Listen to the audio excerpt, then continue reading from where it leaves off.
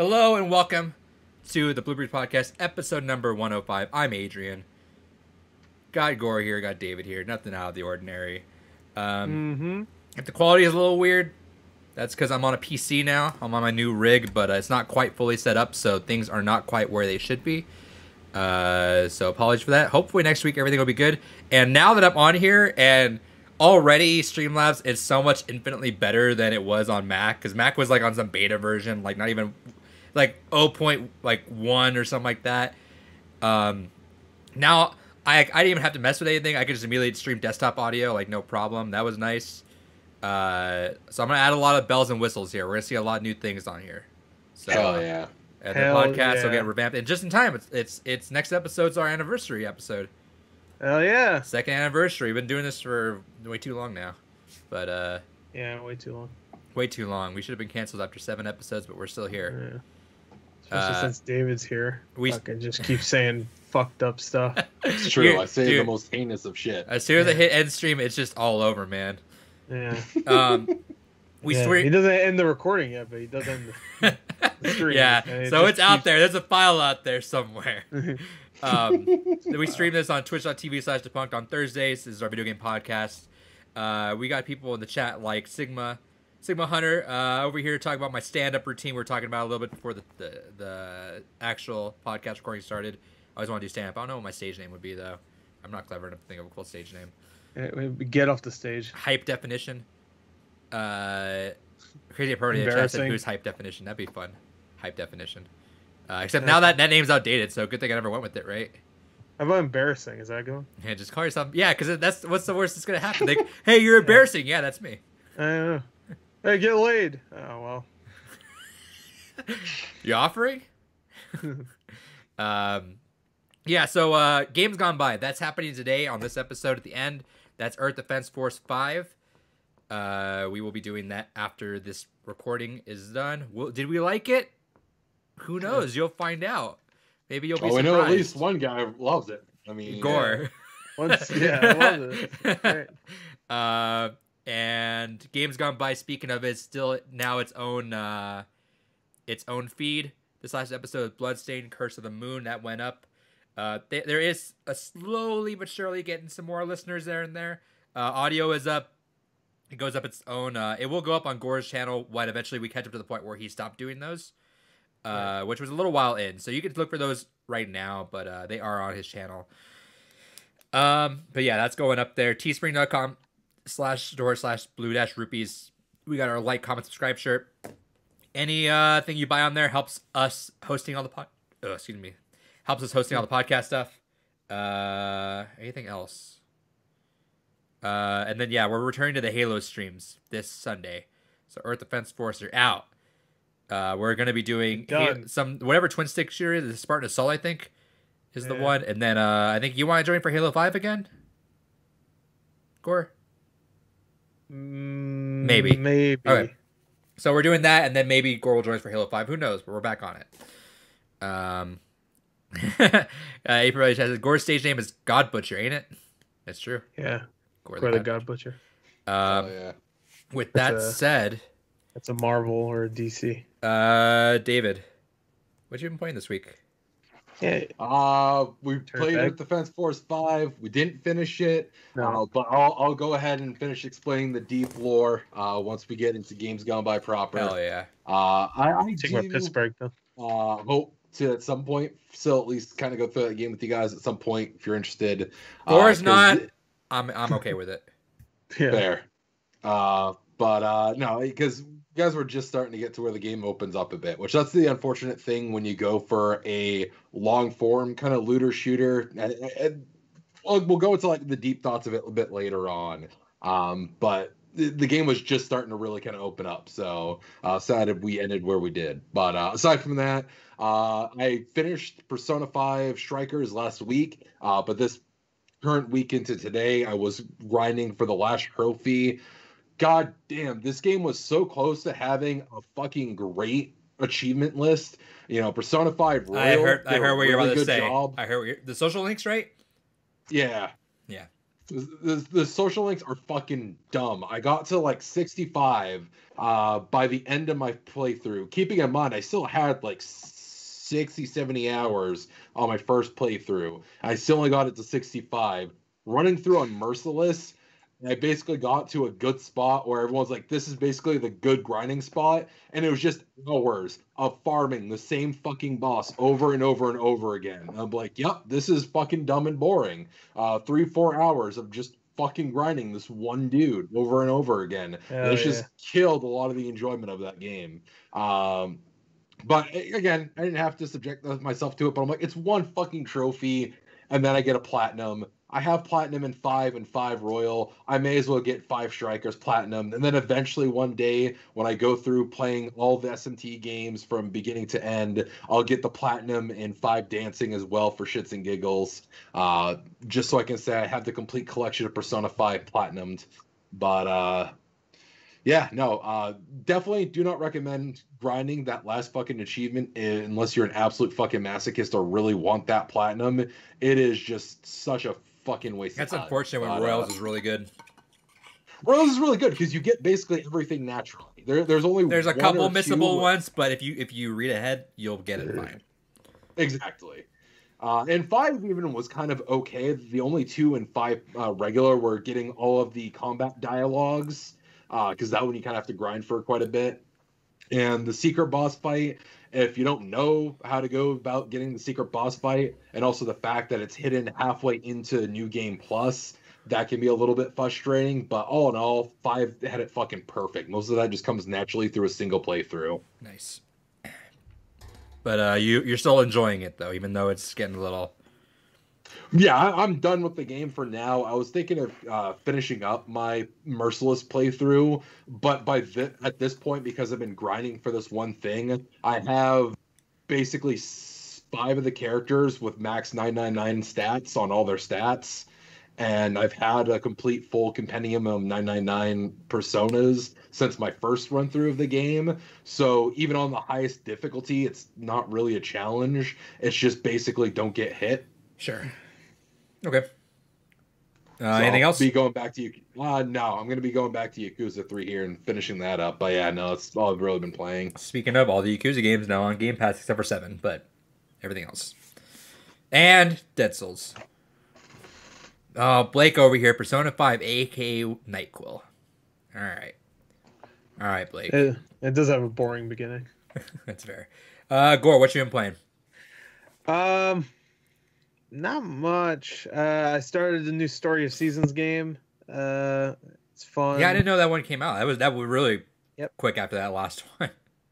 Yeah, the last one was to be fair, the last one was like it was a remake of an old GBA game. This one's a straight up No, I meant the last Harvest Moon. Oh, that movie sucks. I mean, that game sucks. That movie sucks. That game sucks. If it was a movie, it'd be shit. So it's 2 different publishers that put that out, and they were just trying to beat each other to it. Yeah, I think the people that make Harvest Moon now is actually, I think it's an American company now. Yeah, because it's no longer Natsume. It's it's like, I don't know, some fucking turd bags. I want to know what's the issue, or how did that happen? They can both publish Harvest Moon. Someone bought the fucking name, and they made the Harvest Moon shit, so they made Story of Seasons. Story of Seasons is what actually is actually Harvest Moon. Harvest Moon is just bullshit now. Now it's like randomly they'll do a party game and a crappy ass farm game. And it really feels like GameCube, right? When they're just like, all right, let's make Pac-Man a party game. Let's do Beautiful Joe a party game. Yeah. Pac-Man party game is kind of fun though. Pac-Man Fever, hell yeah. Yeah, I still have my copy. Yeah, it's the Harvest Moon game shit, but this Story of Seasons is fun so far. It's good. I'm enjoying it. I played a couple hours of Root Film. Yeah, so did I. That was good. Yeah, it's good. It's a good start. So far. Not much gameplay. No. I was expecting it to be, because the trailers made it look like a Phoenix Wright style game. It's more visual novel. Yeah, definitely. I'm assuming it's gonna become a little bit more Phoenix Wright later, but right now it's been very just reading. Yeah. It's good. Yeah.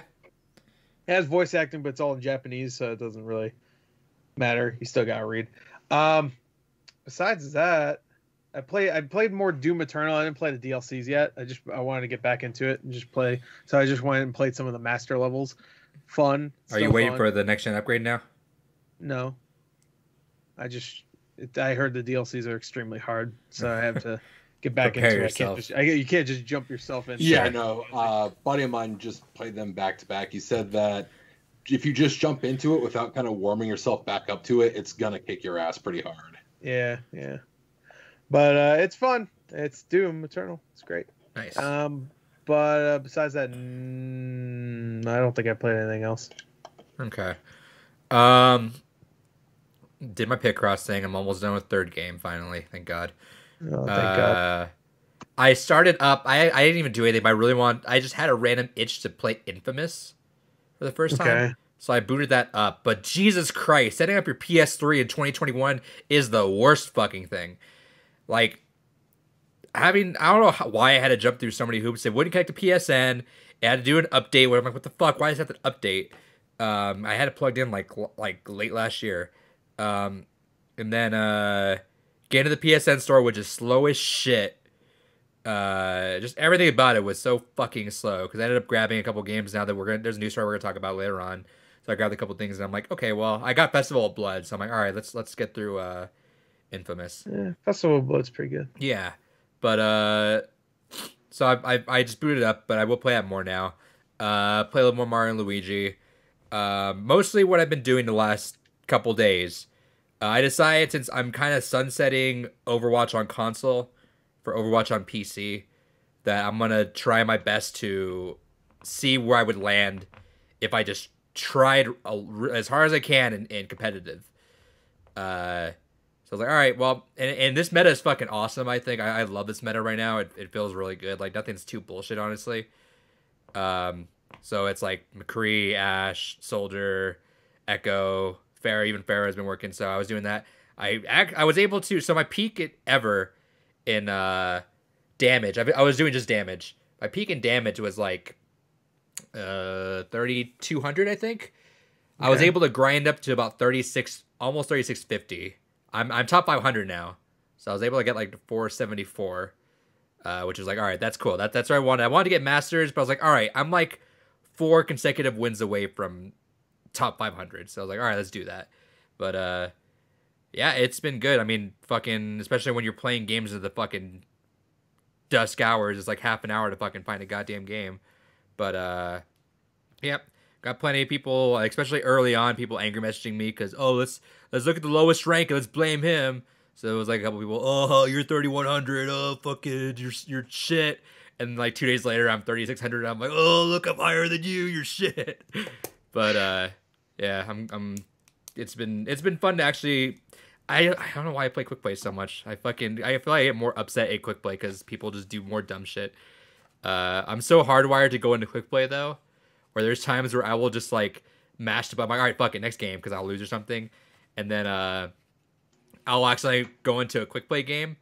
And then I start the game up, and I just see like one guy just running off doing his own thing. I'm like, mother, what's this idiot doing? And then I look, I'm like, oh wait, I'm not in ranked. That's why they're doing dumb shit. But yeah, so I think I'm gonna stop on damage. Might do tank next. I don't think I'm doing support because I'm not as good at support, and that upsets me more. But at least damage and tank, you can kind of carry the game if you're decent enough. Other than that, no, it's been just a lot of Overwatch the last couple days. Yep. All right, David, what'd you get? So I only got one thing in the mail because I'm still waiting on a shit ton of pre-order stuff to come in. So this is the MS Dex P. It's not going to come up well because it is a black box basically. But what this is it's a very limited run item. They only did 2 runs of this. It's meant to kind of augment the Sega Genesis. So when you're doing a lot of emulation on real hardware for the Sega Genesis, there's no way to, aside from this device, properly get a 32X and a Sega CD to interact with one another. So you couldn't do really 32X and CD games. And if you had a 32X set up in a CD, it really didn't work well. Have you ever made the Monster Genesis, the one where it's just everything the connects Tower to of Power? Yeah. That's why I got this, is because I do plan on setting up the Tower of Power at some point. So basically that acts as a bridge where you can go ahead and with a specific type of ROM cart, you can go ahead and use the 32X and the Sega CD at the same time, and it'll allow you to also go ahead and play the 32X games, 32X CD games. So I went ahead and got that because they decided to do a very limited run because they're really not interested in keeping stock of it. It's just, hey, we know that there's a niche. Some people will need this. Here you go, $70. Bam, have a good day. So I went ahead and threw down for that, and it finally came in the mail. Hell yeah. Besides that, I'm just waiting on so many fucking pre-orders to come in. Oh shit, I forgot something else. Oh my god. Keep talking, David. Keep talking. Your turn, Chris. All right. He left. We could just talk shit about him right now. True. Fuck him. Fuck him. His setup is so stupid. Red and blue shit. Oh my god. He sees one streamer and he immediately goes, "Oh, I gotta replicate it. I gotta have lights everywhere. Oh, I'm like everybody. I'm like PewDiePie. Oh, it's about my lighting, but his lighting is really basically the same, just it has a little bit of a mood light to it." Yeah. Oh, he put some light in the background. Who gives a shit? Oh, look at his stupid ass. I'm assuming people can't see the same camera we can. You see his kitchen. They see basically part of it, because I'm looking at the stream right now. It's the old angle, so they're basically looking at the helmets. Okay. All right. Yeah. Anyway. All right. Sure. I'll get to it. Oh, he's back. Oh, perfect. Hey, hold on. Yeah, I'm thinking he's back. All right. Welcome back. Welcome. We weren't talking about anything. He's done, so I'm gonna. Why do I see he's a noob? What'd y'all fucking say? I don't know. It's probably in response to your Overwatch thing. Yeah, he's probably talking about you. Yeah, I thought y'all were talking some No, shit. He's talking. Yeah, no. Would we ever talk shit? Come on now. Yeah, what are you crazy? Sammy says, "Oh, he's back." What? All right, what'd you get, Gore? All right, so I ordered this a little while ago, but it went out of stock on Amazon, so it took a little while until it got shipped to me. But I got the Cowboy Bebop vinyl. Yeah. There you go. Oh yeah, so I got that. Yeah. Well, close. Yeah. For someone that had to watch like one episode, hell yeah. Story of Seasons. Dude, the way they mashed the fucking pig in there is hilarious to me. Yeah. I get it, you fucker. Yeah. Geez. It wasn't a pig, it was a bull. Here he is. I just shoved his ass in there. Yeah. It was a buffalo, actually. Anyway. That's a nice little box. $10 more. You get a little plush. I doubt that one will go crazy. Like the other one? Like the other one, the strawberry cow one. Which they just taped to the game. Yeah, they just like they just don't care about this masking tape over Oh, fuck, it. we forgot to put a box on it. All right, fuck it, just tape it. Shit. Shit, I made $50 per cow. Huh? I made $50 per cow on that thing. Hell yeah. I got the Hades physical, obviously. Had to get that. So you know your boy sealed. Needed that. Or are you opening it? I didn't open it yet. It's really nice looking though without opening it. It's like really it's like this it's like premium plastic. It's versus the one on root film. Yeah, root film was just like fucking it wanted out. Anyway, I got root film. Yeah. What's in here right now actually? Nothing. Okay. Usually I put games in there when I don't feel like getting the other cases. So I don't think you licked that game. I did lick it. I didn't lick Story Seasons, I don't think. You never know. Maybe that tasted good. I got this off OfferUp. Professor Wright versus Mr. Phoenix or whatever. Hell yeah. Hell yeah. Yeah, I got that. I already had it, but I'm gonna sell it. And I think because that's going up in price, like is high it now? Yeah, it's like I think complete. It's like $80 game now. I think mine's sealed still. Good. Don't open it. I wanted to play it. Well, open it then. I don't think it's like buy digital. Fuck it.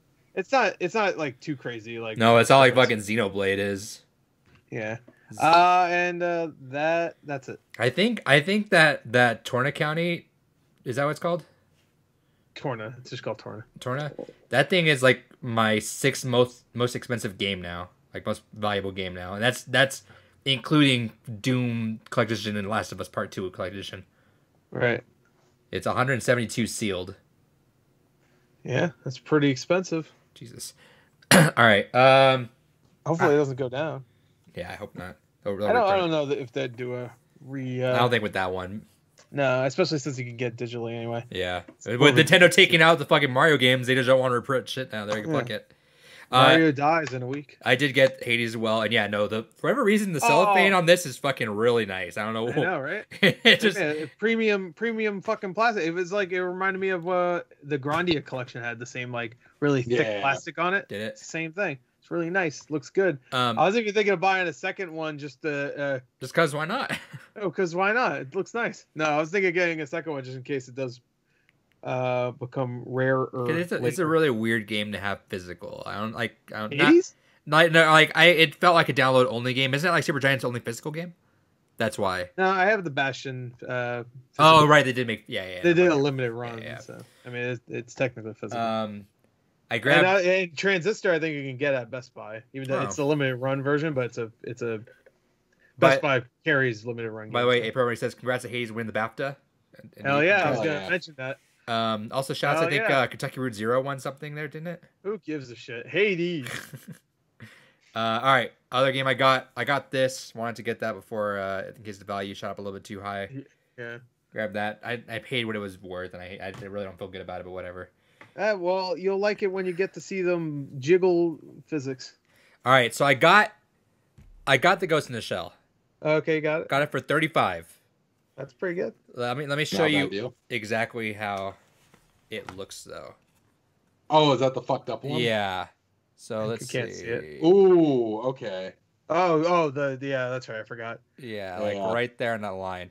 So it's not on the data. Like you guys see, there's like I don't have read issues. It might. Worst case, the case and the booklet are worth like the $35 alone, pretty much. Yeah, probably. But it's like a $70-$80 game. So, I didn't know it was like that. When you said crack, I thought it just had like a crack in it, like it just. Yeah, I was like an actual chunk. No, that's why they weren't going to take it, because no collector's really going to want that. But I'm like, for $35, I'll take it. And if worst case, like I'm not going to fucking play the game, so whatever. You should ask for cheaper then. No, they got it from them.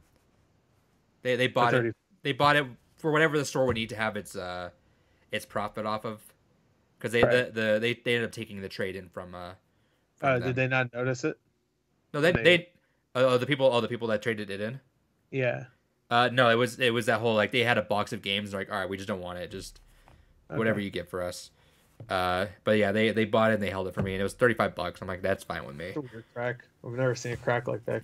Yeah, I don't know how that happened. But I have, but again, it plays. The only thing I'd be worried about is the crack, like going through. If it spins fast enough, it just breaks through the rest of it. Yeah, that's what I'm saying. Though, but it's spinning fucking quick in that boy. But there's when it's spinning, it's not actually. It's just moving along with the little spindle thing anyway. So yeah, it's not like it's fucking actually spinning. Right, but there's a little bit extra buffer in there, so I'm not too worried about it. But either way, I'm not even playing it. It's like whatever. I have it to have it. My PS1 collection now, 2 You're not games. Gonna play anyway. Let's not fuck around. He ain't playing that. Nah. Shit. You think I've played Rule of Rose yet? Fuck no. Especially since I heard that game sucks ass anyway. So they might put it out there though. Or I do want to play Haunting Ground. So yeah, it's always gonna be. Haunting Ground is great. Yeah, Haunting Ground's kind of cool. I played it once before, but I didn't get too far because it scared me.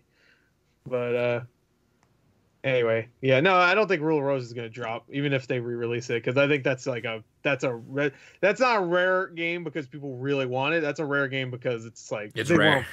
It's just rare. It's like hard to. I'm so same bummed. Thing with Puan and Haunted Ground might be a little different. I'm so bummed I didn't buy that this time last year when they got it in. I asked for dibs on it, and they're like, "Hey, you still want it? It's like $180." I'm like, that's a lot of money right now. That's fine. I'm good. Yeah. No, and then it went for $500 in that auction, and we're like, "Oh, that's crazy!" Now it's $500.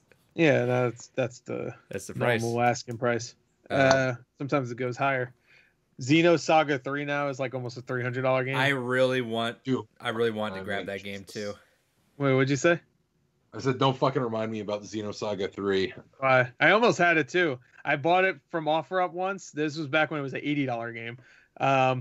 Now it's almost $300 game. I had it for like I think $30 on OfferUp, which is great. Jesus. Even back then. and I had it for a whole day, and then the woman I bought it from canceled it. I said, "What's up, fam?" Didn't respond to me, and then obviously sold it to somebody else. I would have upped it. Yeah, I know.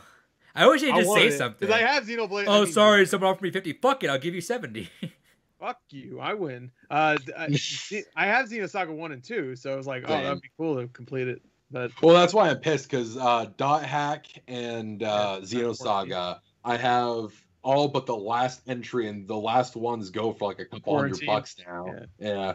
Yeah, Quarantine, I think it's like around the same price now. It's like 200, 250 maybe. Yeah, especially if you want one that has the bonus discs and everything in, which I do want, because I have 100% complete for all the others. So I can't complain. My PS2 collection's looking pretty nice. There's some games there I really want. I want Xenosaga 3. I really want either Futurama or like, I don't know if I want Futurama on PS2 or Xbox. I was talking, so I was showing you guys, just to tell the stream, that my GameStop got that. So the people that traded in, so I got Cubivore in this last week.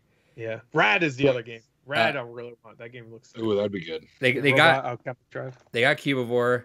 It didn't have the manual. That's why I almost impulse bought it for like however much they're going to sell it for. But I was like, I'm never going to find the manual for that, so I'm not even going to. Yeah, no, probably not. But they did. That same guy traded in that Pirates Curse Collection Edition, which was in pristine condition. Wait, what was it? The Shantae Collection Edition. Oh, Shantae, yeah. The one that was a good price for it. I just like. Yeah, but I if I was into Shantae, I probably would have done it, but I'm not. That's a really good price for that, though. People sell it for like, I think like 100, 150 more than that goes for. So. This guy traded in like all of his big stuff. I guess he just needed the money for something. He traded in on TurboGrafx seeing Chase HQ, which that goes for 320. That's what they were selling it for. Oh shit, that jumped up to that much? Uh-huh. Jesus. And then Big Bang Pro Wrestling on the Neo Geo Pocket Color he traded in. Oh, that must have been a huge fucking trade. And that was $200. Yeah. And then I think he got something else, but he also traded that in a Cubivore as well. I'm like, dude, that guy just fucking traded everything in. Yeah. But yeah, the Attack of the Ogre was there for a couple days too. I probably should have just went for that one as well. Right? I came to the realization the other day that my PS1 and PS2 collections are just really lean. Like the dollar, like the value per game is just extremely high. So like on average, on average, my PS2 games are like $55 per game. My PS1, if it goes in shell, because it only goes in shell and Silent Hill, so technically it's like what, $150 per game. So I'm going for like, I'm almost like avoiding buying really cheap PS2 games. I almost bought the Getaway the other day, but I'm like, that kind of ruins the value for that because the $3 game. Getaway hasn't aged well. Yeah, that's yeah. But yeah, no. So like Xenosaga was something I really want. That's one of my things I'm eyeballing for it. I'm bummed. I missed the Chulep manual 2 or 3 weeks ago. I missed it. I didn't think about looking at it, and I got curious. I'm like, let me go look on Mercari, and someone just sold the box and that for like $60. I'm like, fuck, could have that. I'm glad I don't really give a shit about not having the manual, because that would just ruin me. Because most of my GameCube games don't have the manuals. No, like there's things that I'm like, because they came from GameStop. GameStop doesn't give you the manual even if they have the case. Yeah, there's a couple things that I'm like very picky on. It's like I need to have everything complete. Like Tulip, I'm okay. I'm like whatever, I have it, but it just bugs me that I can't have it. And then I don't do GameStop cases. No GameStop cases in my collection. Yeah, absolutely not. That gross. That's one thing I kind of like about newer gen stuff is that most of them don't have manuals, so you don't need to worry about it. Like if I ever get Godzilla on PS4, I don't need to worry about a fucking manual, even though it's like a $300 game now. Even though that game sucks my ass. So I had that game too. I bought it when it first came out. It sucks so bad I sold it, and then it became rare maybe like a year later, and then now it's like fucking super rare. That's like a $300 game. Now it just pisses you off even more. Now you're like, motherfucker. Yeah. Now you were bad, and you made me lose money technically. Yeah, technically, I don't think I got my money back when I sold it. So ain't that some shit? Most of it did. Well, I mean, that game sucks my asshole, but whatever. Anyway, what'd you get? Let's see. So I got that, and then I got this in the mail. I forgot about this. It's the Hero of Time vinyl. I forgot I bought this. There's so many Legend of Zelda vinyls out there. There are. I bought a bunch of digital stuff. Not really a bunch, but just a couple things here or there. I can't remember what exactly. I did get Tabletop Simulator though, so whenever we want to play that, I'm down. Yeah. Oh, you know what I forgot to mention? I tried Microsoft Flight Simulator.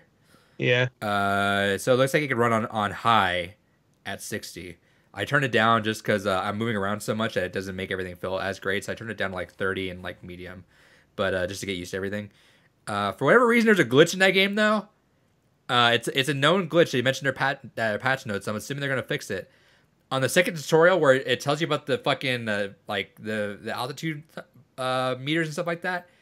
The flight instructor is flying you as she's talking to you about this. Like, all right, I'm gonna hold on to this wheel and let me just show you. All right, take a look at this. Take a look at that.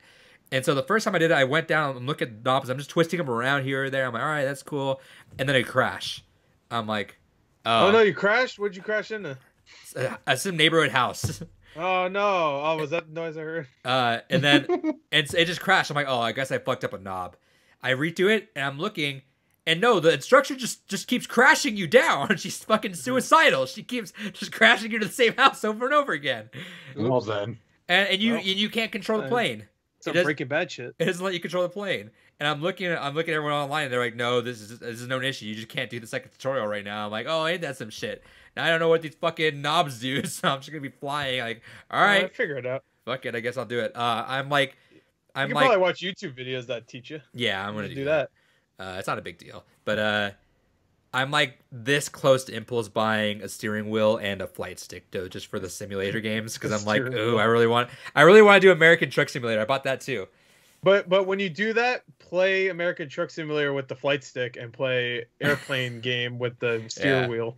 And then play Dark Souls with the flight stick. And play Dark Souls with the Mario. And then play Zelda with the Link. What's the next subject? Are we doing trivia? No trivia this week. No. Are we done? Is the podcast over yet? David, what's our first story? All right. So yes. Sorry, trivia is not happening. No trivia, yeah. Because I'm on a single monitor right now. I can't manage all the windows in one screen. We'll be doing it next week. We're gonna do a fun one, and then after that, we'll be doing the thing I cheaped out on, which is a way that makes life so much easier for me. But whatever. Also, congratulations, Gore, you won this year. Imagine that. All right. So, quick question. So, are we cutting out those two stories? I said we could cut. We can leave the Discord one. We're not doing trivia, or no trivia. Take out the mods unless you want to go about it for a little really quick to keep Discord in. All right. I'll be quick on the other one. So, starting at the top of the list, Microsoft in talks to buy Discord for $10 billion. It looks like. Wow, they can have it. Honestly, with some of the shit that's gone on behind the scenes with the people fucking running Discord, fucking will be glad to see the leadership team fucking purged. And there goes some of the excuses from the people in our old Skype calls now, right? Oh, I hate the leadership. All right, well, Microsoft owns it now. Fuck it. Yeah. Oh, because everybody loves the leadership at Microsoft. Yeah, so I mean, obviously, the thing people have been saying is Skype, and look at how Skype's been doing as Microsoft did it. I want to think that Microsoft. Well, the Satya, what's his name? Who's the guy that runs Microsoft now? Satya Nadella or something like that? Something close to that. I'm getting that name probably wrong, but something close to that. His leadership is very, very strong, and I feel like if he was like manning things as Skype was bought out, it'd probably be a little bit better.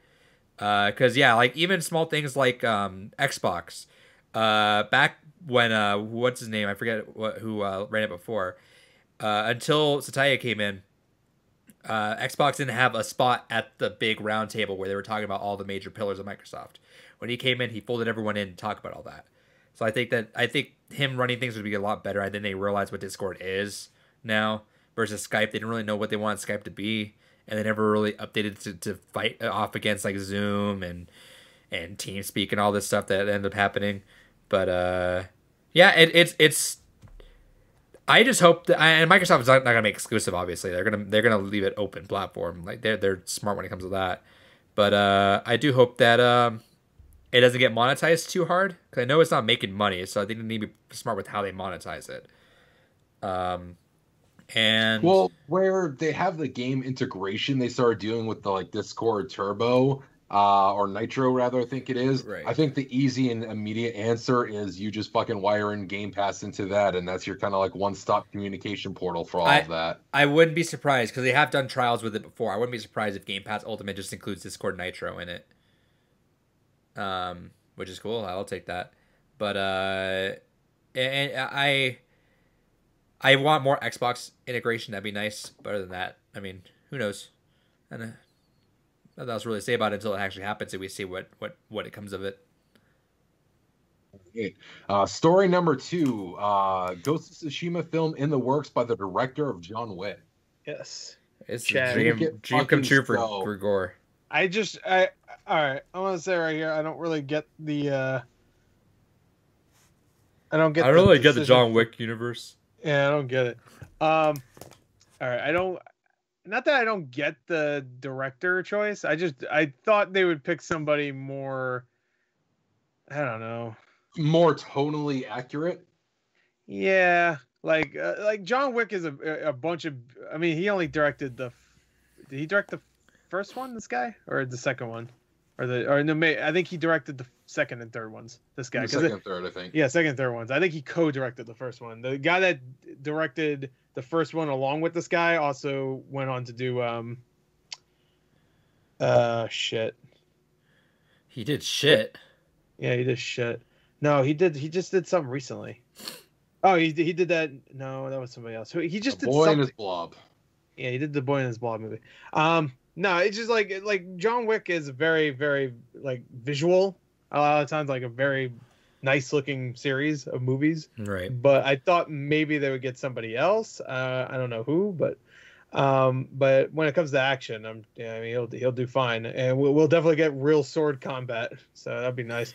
That's why I'm excited for the choice. Is I feel that for the energy of the film, I don't think you can find anyone better. I want this guy directing so many fucking action films at this point. Yeah, Fuck it. yeah. I mean, he was an actual stuntman. That's why it's so good. Oh, that makes sense. The choreography behind all the John Wick films, and even like the third one too, it's almost like ballet with guns, dude. It's kind of wild. David Lynch is the other guy's name. David Lynch. Yeah, David Lynch.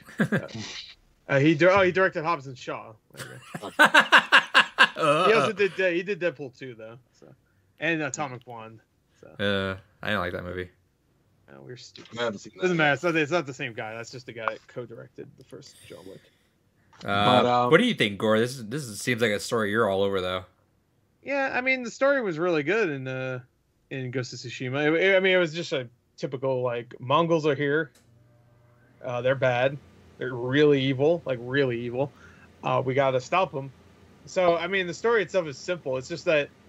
Ghost of Tsushima is a great game because you get to explore the world so much that hopefully they keep that intact when it comes to its world and visually and stuff. I'm sure they will. Ooh. One thing I think is weird though is that this game just came out, so already a movie being made is not strange or unheard of. It's just like I don't know, like Last of Us, we're finally getting a show. Not even a movie, we're getting a show, and it's been 8 years since the game came out. And like Uncharted, we're finally getting a movie. It's been what, almost 15 years since the first game came out. Yeah, everybody mentions that a lot of video game movies and shows are a lot of video game movies and shows nowadays. Yeah, but whenever I hear there's a new video game movie, I feel like it's always like we hear about it for about 10 years and then it finally comes out. This one, they already have a director, so like most of the time we hear like, oh, a Sonic movie's coming. All right, and then we hear later on like, oh, there's a director dropped out. Like the Uncharted movie had like 4 different directors before they finally fucking got the guy that did Venom, which I don't know. We'll see about that. But he did Zombieland also, I guess. But yeah. Do you feel like they need to be very what's the word? Culture appropriate? Because like they had a Kurosawa mode. You would think that if they had a Kurosawa mode, like obviously it's not. It's more video gamey than that.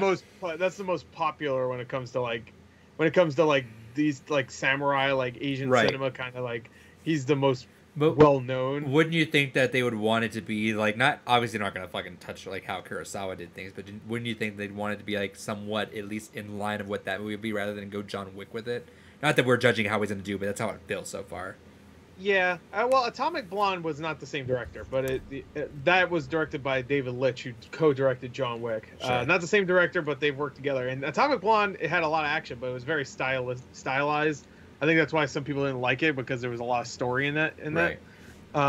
It was very like the trailers made it look like it was just action nonstop, but it wasn't. So he can do a movie like that. So I'm hoping this guy Chad, I forgot his last name. I just looked the Chad who directed the last 2 John Wick movies. I guess he's not directing the 4th one. Who the fuck is directing the 4th one? Are they still doing 4 and 5 together? I don't know. I'm assuming so, because there was something Keanu Reeves is getting a. Yeah, no, it's the same guy. So he's directing this and fucking Ghost of Tsushima at the same time. He's directing 4, 5, and go. Damn.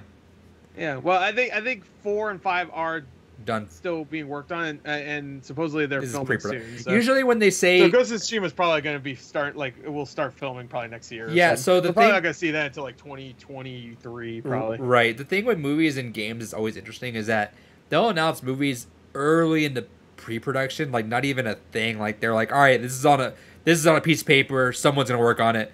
Cool. Yeah. Whereas it's hard to games, they usually have some work at least. I mean, sometimes you'll get people that are just announcing it from the bat, but you can't really just.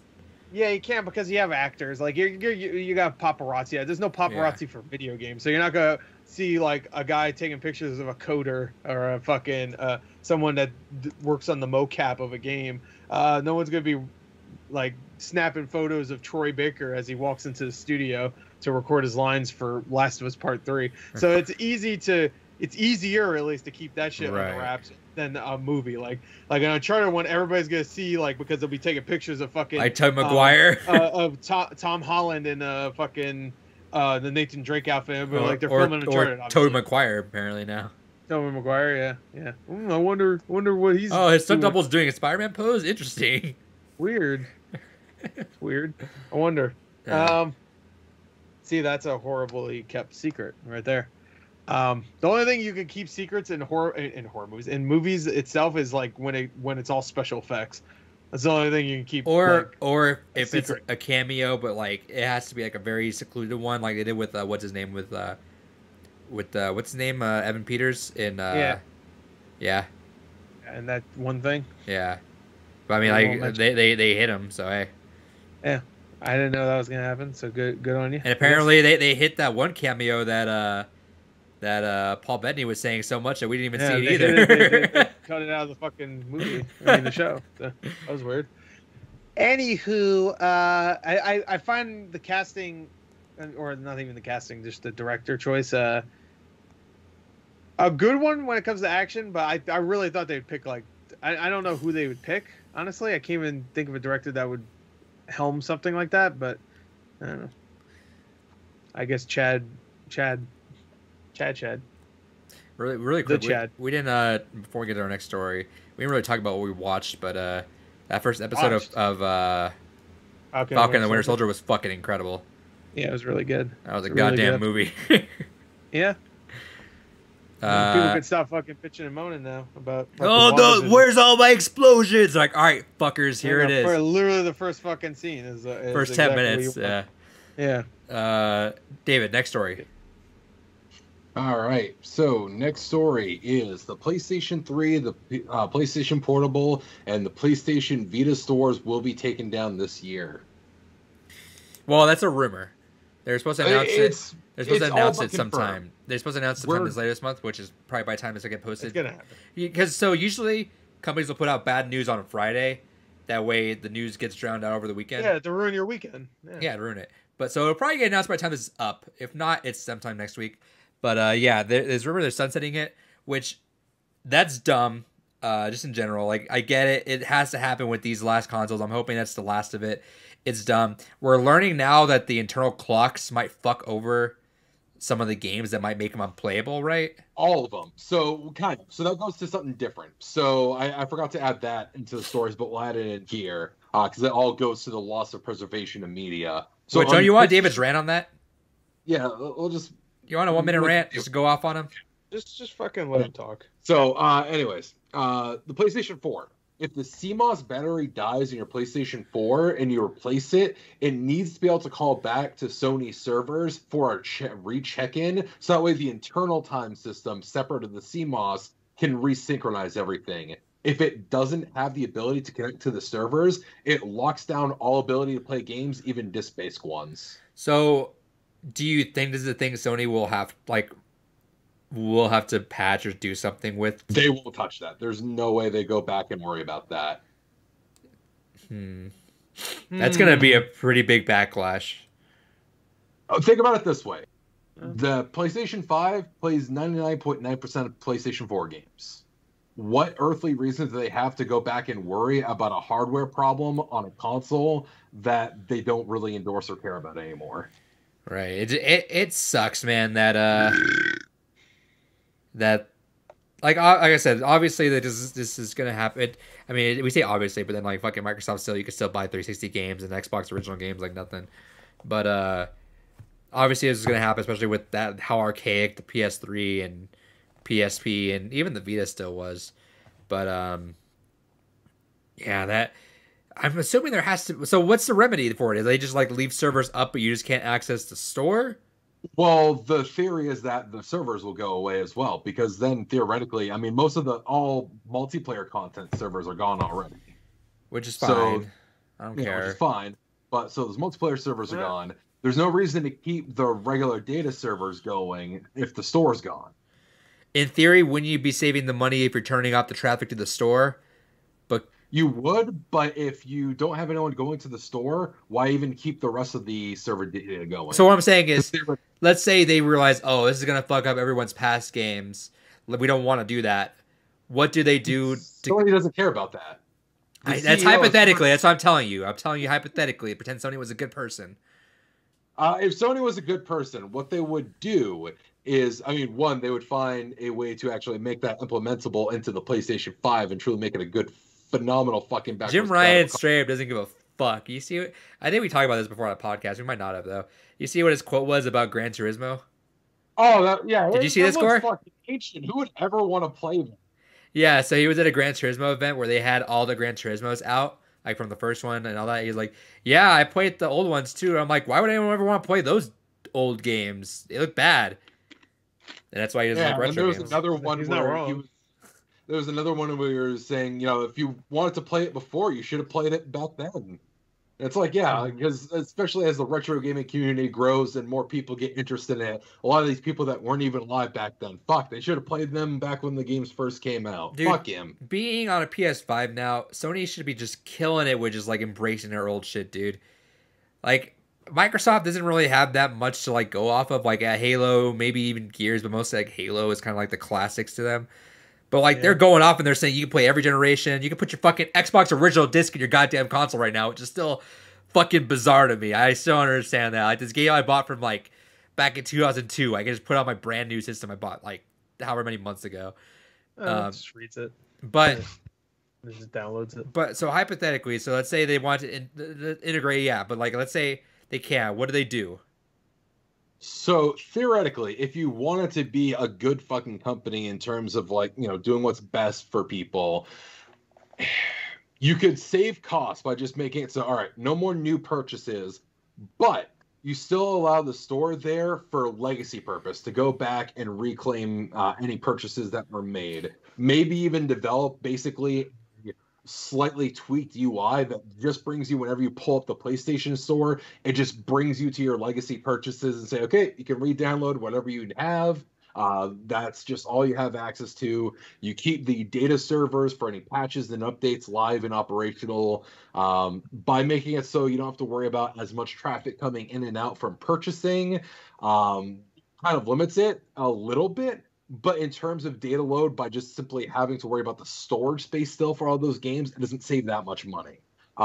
Really, the overhead of the wear and tear isn't as much different. So basically, ideally, they would just kind of still keep it as is now. But there's still the concern that once this goes away, unless you really want to get into homebrew, which granted, if you're not doing homebrew for your PSP or your Vita, there's no reason fucking not to. I kept my Vita non-homebrewed because I have a PlayStation TV that I homebrewed, just because I was like, all right, well, on the offhand chance they start really getting thrown down the hammer for homebrewing, I'm not going to worry about it on my Vita. Now, fuck it, don't care. I'm going to throw fucking homebrew onto my Vita as well here soon. But for PlayStation 3, it's not as simple of a solution. Certain models still aren't the most optimized for homebrew. So if you have like the super slim model, the one with the little slidey door, those ones are a pain in the ass to get homebrew on. If I have the original fat launch one, is that better? Oh, if you have the original fat one, that's fucking easy to. You'll have to show me how to do it because I'm gonna get concerned after all this. Yeah, you'll definitely want to switch to homebrew. Fucking even at this point, if you have a PS4, homebrew has been fantastic on it. I don't want to touch it with PT on there. I don't even want to mess with it. I'm just leaving. You're going to want to because of PT. Because if that battery goes, and it will, there goes PT. Gone. We'll figure it out. But for sure, I want to touch base with you about that because I made my last purchase on PS3. I did the last couple games. I'd assume so. Is it a Sony specific thing? I don't know anything about this. So it's a Sony specific thing, and so because Nintendo Wii, you can play whatever you want still on there. But you can't buy anything. That's fine. Yeah, but you can re-download your shit. Yeah, so what did they do then?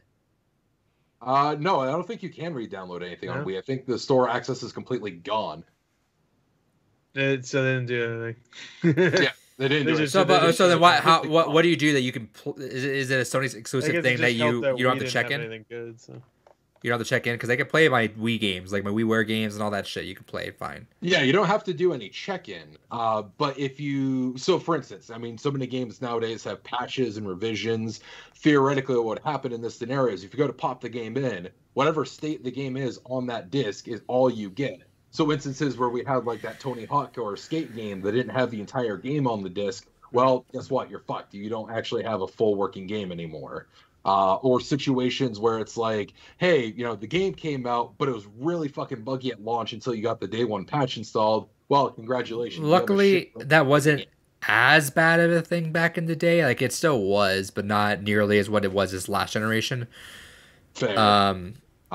But yeah, also, any DLC, if you don't already have it installed and set up, gone. You'll never be able to re-get that back. Can you do an external hard drive on PS3? Yeah, I think so. Yes, but it's a pain in the ass because the PS3 only takes FAT32 drives, and so formatting a drive in FAT32 on a modern computer, especially Windows, can be a little bit of a pain in the ass, but it's doable. And then once you have it set up, I think the PS3 will take up to a 2 terabyte external drive. So let me ask you this: what's stopping me from putting it all on a hard drive, all my games on a hard drive, and just disconnecting it from the internet? Nothing. So what's it? Is that what ruins it though? What's this check-in thing? No, you're confusing the PS3 shutdown with the PS4 shutdown. So the PS4 is where I don't care about the PS4 right now. So let's talk about PS3. So, well, the PS3 doesn't have any check-in. The issue is that just once the store is gone, you can't get anything digitally back. Oh, I thought they were saying this about the PS3. No, the PS4 is PS4. The one where I feel like they have to have future-proofed it enough, especially if we're going forward and you could still. That is a built-in hard Sony error. No, but what I'm saying is they have to at least thought of that ahead of time with so like the generation prior, it wasn't a not every game was downloadable, not everything was this is that. I'd assume that when they went into this, they knew about that thing, and they would be like, all right, well, we're going to just keep those up indefinitely because you can buy stuff from PS4 still, like actively on the PS5. But why would they ever take that away, though, when I'm sure keeping it all on the PS... There's not, for a very long time, there's not going to be a PS5 exclusive store. Right, but again, the whole point of the PS4 issue specifically is that once that CMOS goes, if they're not running the check-in servers for the PS4 anymore, then that console's dead and gone. You can't even play your physical media on it. Okay.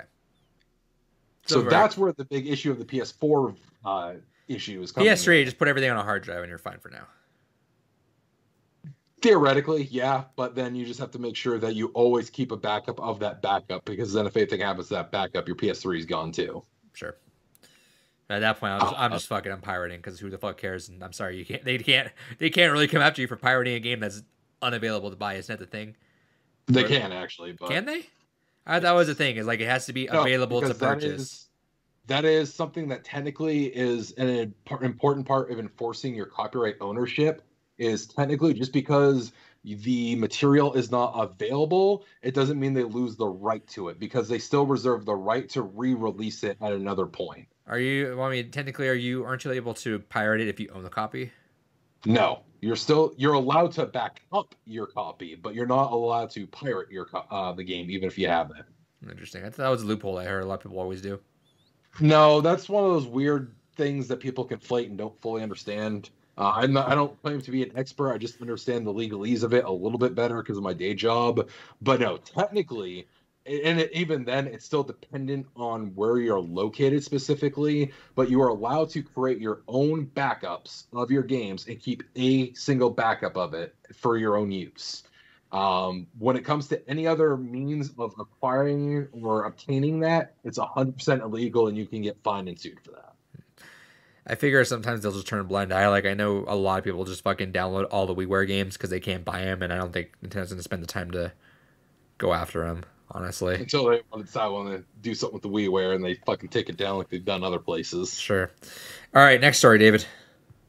All right. So next story listed here. On the flip side of that bad news, over 700 plus beta and prototype PlayStation 2 games have been released online, with even more to come. So this is fucking fascinating.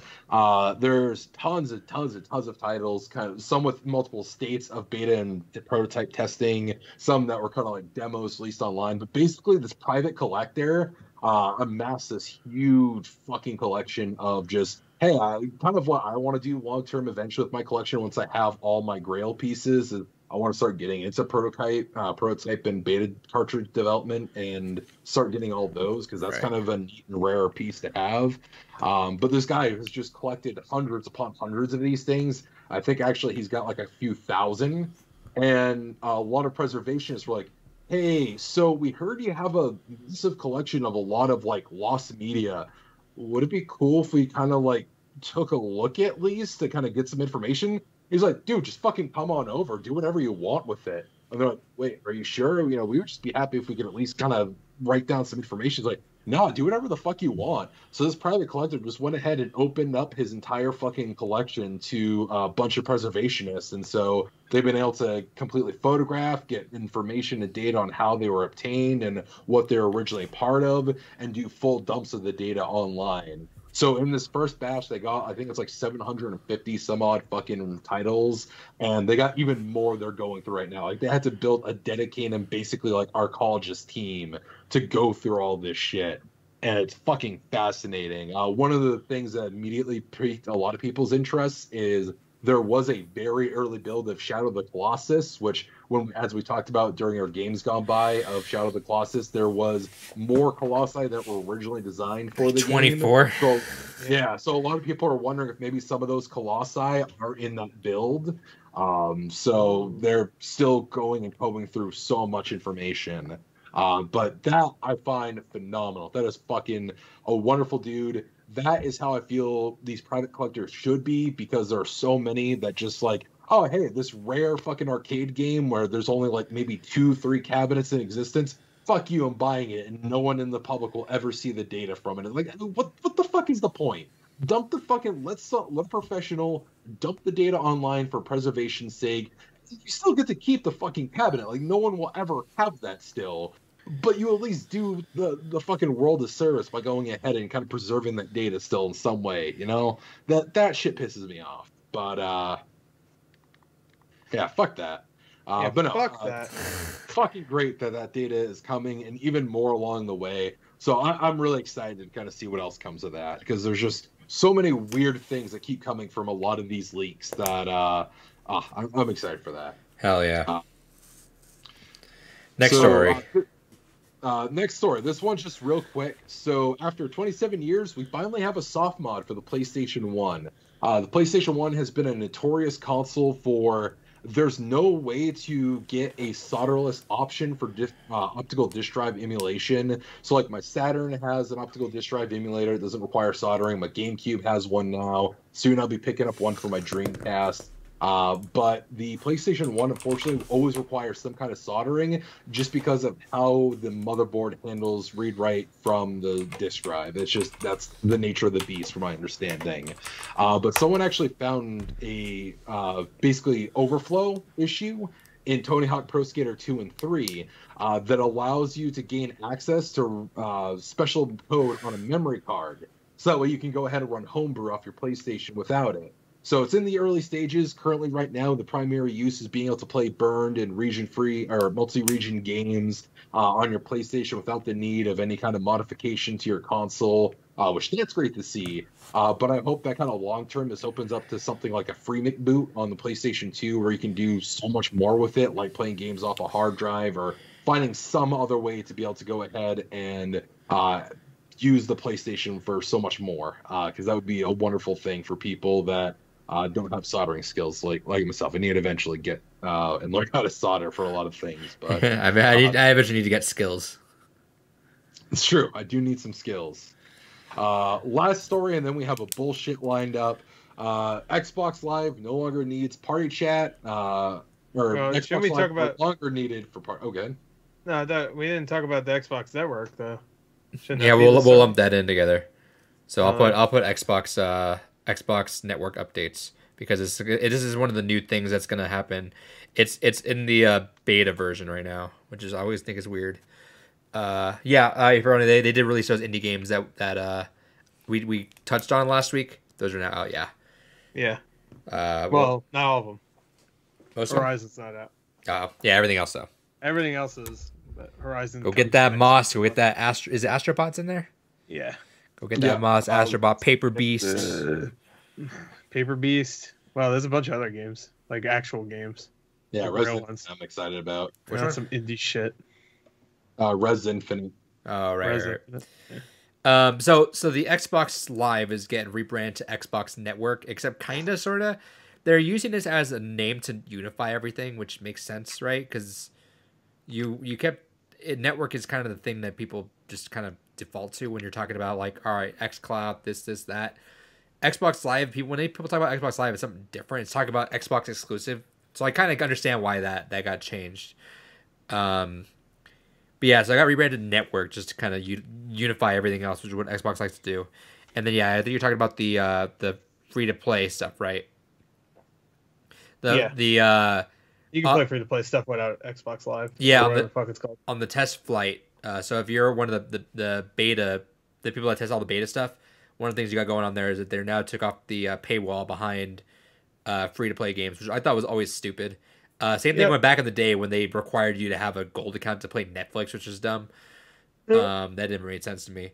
But yeah, that's there. That's cool. That's good. Saves people some money. I know some people straight up just play like fucking Fortnite, and it's like, why are they paying $6 a year when they can get it free anywhere else? Yeah, exactly. But good for them. That's cool. Good for them. Was there anything else in there though? I forget if there was anything else besides that free to play stuff. Party chat's free. Party chat's free. I didn't even know that wasn't free. That's dumb. Morrowind's free. Morrowind's free. Phil Spencer's free. Come and grab him. Do it. All right. If you can grab Phil Spencer without him running away, you get a free Xbox. It's that Rabbit and Mario 64. I was thinking, get over here, Phil. I was thinking, what's that one Family Guy, the greased up deaf guy, or whatever? or if you fight Phil Spencer like show. that chicken. The chicken. What chicken? The Family Guy chicken. Oh yeah. You just start fighting Phil Spencer for no fucking. Family Guy. I mean, yeah, that is a pretty good running. Yeah, that's such a good. Randomly out of fucking nowhere, chicken show. Because the beginning of that skit is that it was just like one of those flashback ones where it was like, I remember getting a expired coupon or whatever from a chicken or whatever, and then he fights the chicken, and then randomly he'll just be like, Lois, I kick Stewie in the face, and then out of nowhere, fucking the chicken will show up, and they'll have like a 5-minute like really well animated fight, like an Avengers fucking fight. yeah, like they're on a fucking. I remember there's one where they're like they're on a Ferris wheel as it's going downtown, and they start getting like, black eyes and everything, and they're like shirts. The shirts are they're beating the shit at each other. It's fucking they're that is I think the best Family Guy bit. Yeah, that. It's such a good bit. It just comes out of nowhere too. It could be a regular ass episode, something's going on, and then you see just the fucking chicken just clocks Peter in the face, and they just you son of a bitch. And then they fight. We need to watch a compilation of those. I think that'd be fun.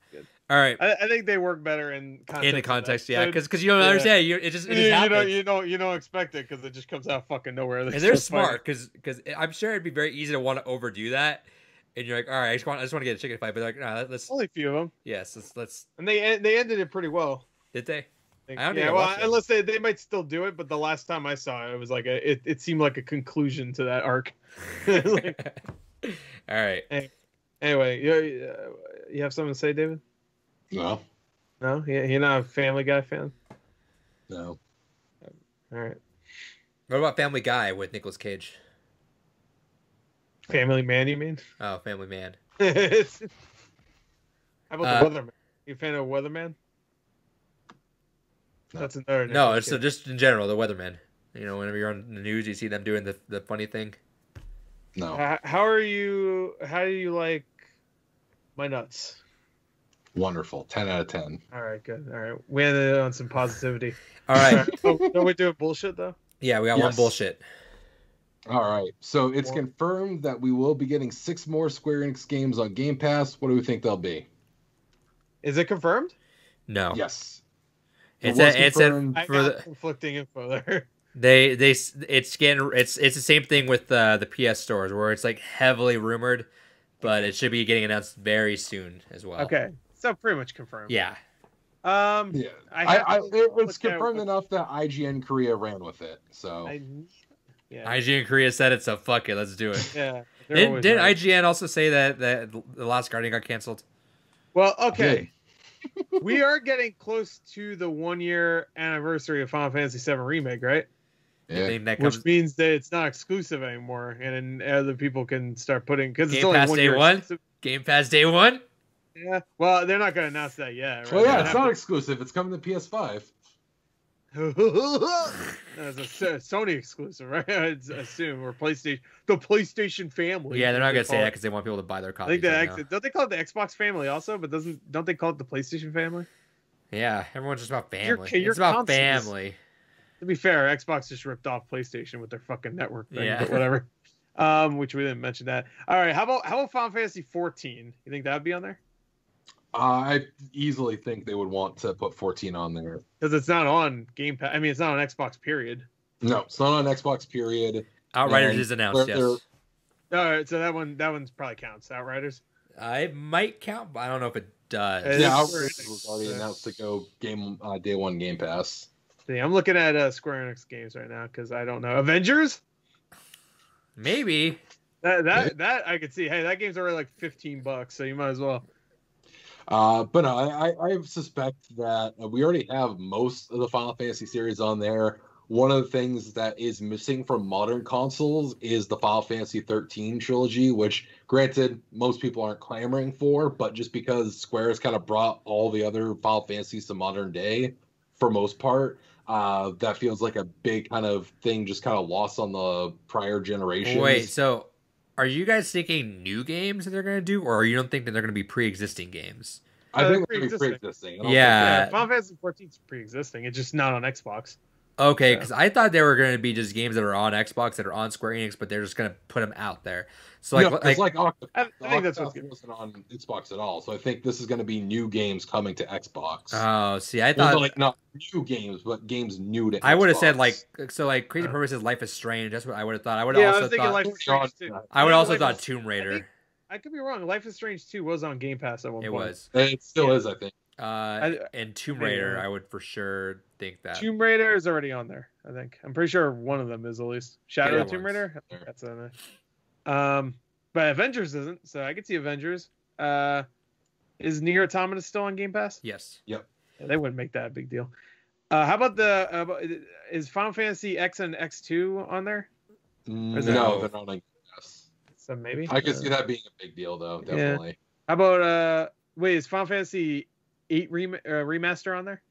Yes. I think 7, It 8, is on Game 7, Game 8, 9, and how about 9? Is 9 on Game Pass? Yeah, 9 is on Game Pass. ooh, 13. Well, that's what I was just saying. Is 13 trilogy hasn't left the last generation, but It's time. I could see Square working on bringing those to the new generation consoles, and then going ahead and be like, "Hey, here you go, bam." I don't want them either, but I have them. We heard Gore wants them. I play like a couple hours of Lightning Returns. No, what, is that the second one? Third one. Or no, the second one. Whatever the second one was called. 13-2. Oh, it was actually called 13-2. I played like a few hours of that, and I didn't like anything. I didn't know what was going on, but that's okay because I don't ever know what's going on in Final Fantasy games. But I didn't like it. KJ says Just Cause that was on Game Pass at some point. I think Just Cause 4 was on Game Pass. Yeah. Yes. How about Kingdom Hearts? How about that new Kingdom Hearts game, the rhythm game? Project Melody? Yeah, because that one's not on Xbox at all currently, if I remember correctly. How about that? Is Kingdom Hearts 3 on Game Pass? Yeah. Yeah, all the Kingdom Hearts games are. Or it's it's the remix ones. How about Final Fantasy 7 Remake, Avengers, that game I just said, the melody of whatever. What do they have coming out? Outriders. Like besides Project Triangle Strategy. Yeah, it's out day 1 tomorrow. Actually, no, that would be an interesting thing if they're like, "Hey, day 1, here you go, bam." Wait, Octopath Traveler is Square Enix, right? Yes. Yeah. Do you think they'll count that in the 6? No. No, that was after the 6 it was announced. I'm confused on what the 6 is. Did they say they just have 6 games coming, or they have 6 more? They just said that they have 6 more games that'll be coming. Okay, so not including the ones they already announced. Okay. Correct. I was confused. You think Balan Wonderworld will be there after it completely bombs tomorrow? I can see that possibly going there. I mean, that just came out. It's coming out literally in like an hour. So you know what? They might have seen pre-orders for that and saw it didn't do well, and maybe they cut a deal with Microsoft to be like, "All right, fuck it, let's do it." Outriders is coming in the fucking Game Pass. Why not? That would kind of suck if people already bought Balan Wonderworld and then like 2 weeks later it's out on Game Pass. Like Outriders was cutting it close because some people were upset. Like, "Hey, I already fucking paid for the game." I'm like, you can get a fucking refund. Why are you upset? Like, why are you upset? Because they pre-ordered it on digital. You could get a refund still. What the fuck? It's not even out yet. It's not even close. I think Nintendo is a week out. But yeah, if it's a while back, so whatever. It's not even on Nintendo. They ain't even worry about that shit. Hell yeah. I don't know. Can you think of anything else? Any other Final Fantasies they can fucking... I would also be, April says, I'd be surprised if Balan Wonderland did well. And yeah, I agree. It's not going to.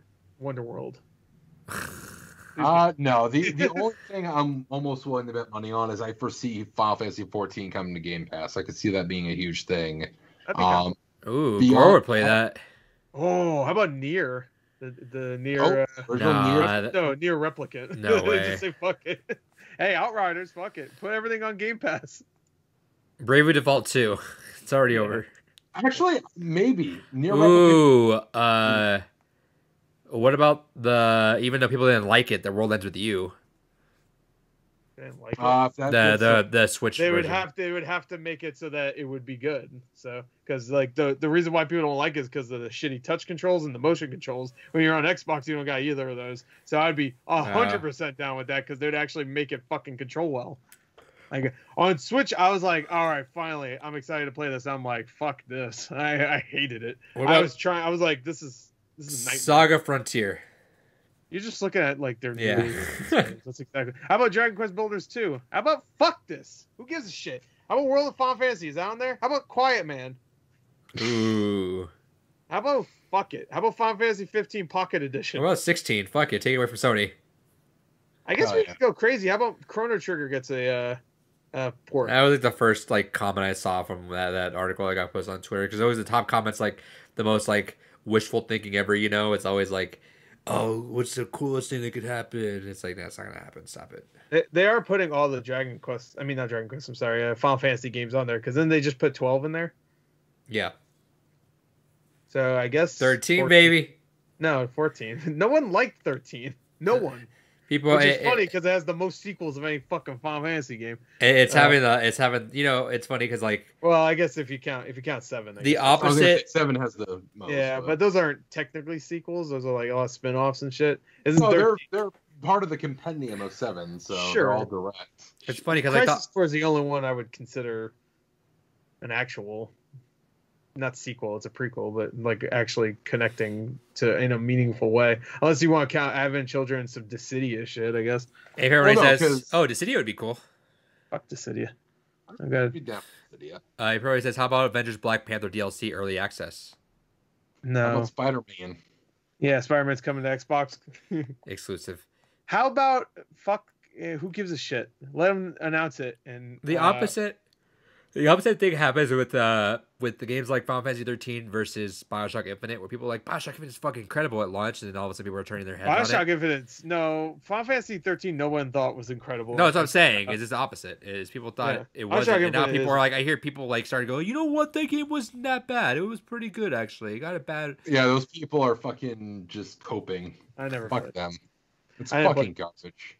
Yeah, there you go. Yeah, he would know. Game. He would know. Heads up for listening to this. If you haven't done it already, the Let's Say Curse of the Moon 2 pre-orders are closing in a couple days. If you haven't already got that set. I already got everything I need. Did you get that near collection, David? No, because I have so many other pre-orders going on, I can't justify it. That's gonna be a pricey one day, I bet. Yeah, it's okay. Pretty cool. It has like the scripts for each character too, so you can read all the dialogue. That's kind of neat, but unless I get a collector's edition when it comes out, I never worry about hunting it down again. As long as they got the base game, I don't care. Does it come with a soundtrack, Gore? Oh, how about the Drakengard games? That'd be kind of Oh, that'd be fucking beautiful. We got like a collection. Yeah, all 2 of them. Perfect. All 3 of them. No, 2. No, that's all right. Yeah, well, 1 and 3. Drakengard 3 on the new Xbox would be nice. Because it won't run at fucking 2 frames a second. Hell yeah. Hey, what was that, Adrian? Yeah, just 1 and 3. Those are the real ones. No. What'd you say before that? Oh, I said before that. I forgot. All right. Yeah. I think that's it for the podcast, knows? right? If it's new games, maybe Mind Jack will come back. That's new. Mind Jack 2. Do it. Who made Deus Ex? Not Square Enix. Eidos? Eidos, yeah. All right. But, I mean, it's under Square Enix's catalog, so... You know what? Fine. It's there, too. Anyway, that's the podcast. Thank you for listening so far. Games Gone By is coming up. I don't have the actual list of all the upcoming games. Ooh, I don't have the dates at least. But next is Hellblade, Senua's Sacrifice. Hellblade, Parasite Eve is May. What the fuck else was after? What was Gore's pick after Parasite Eve? I got a list here. 1 second.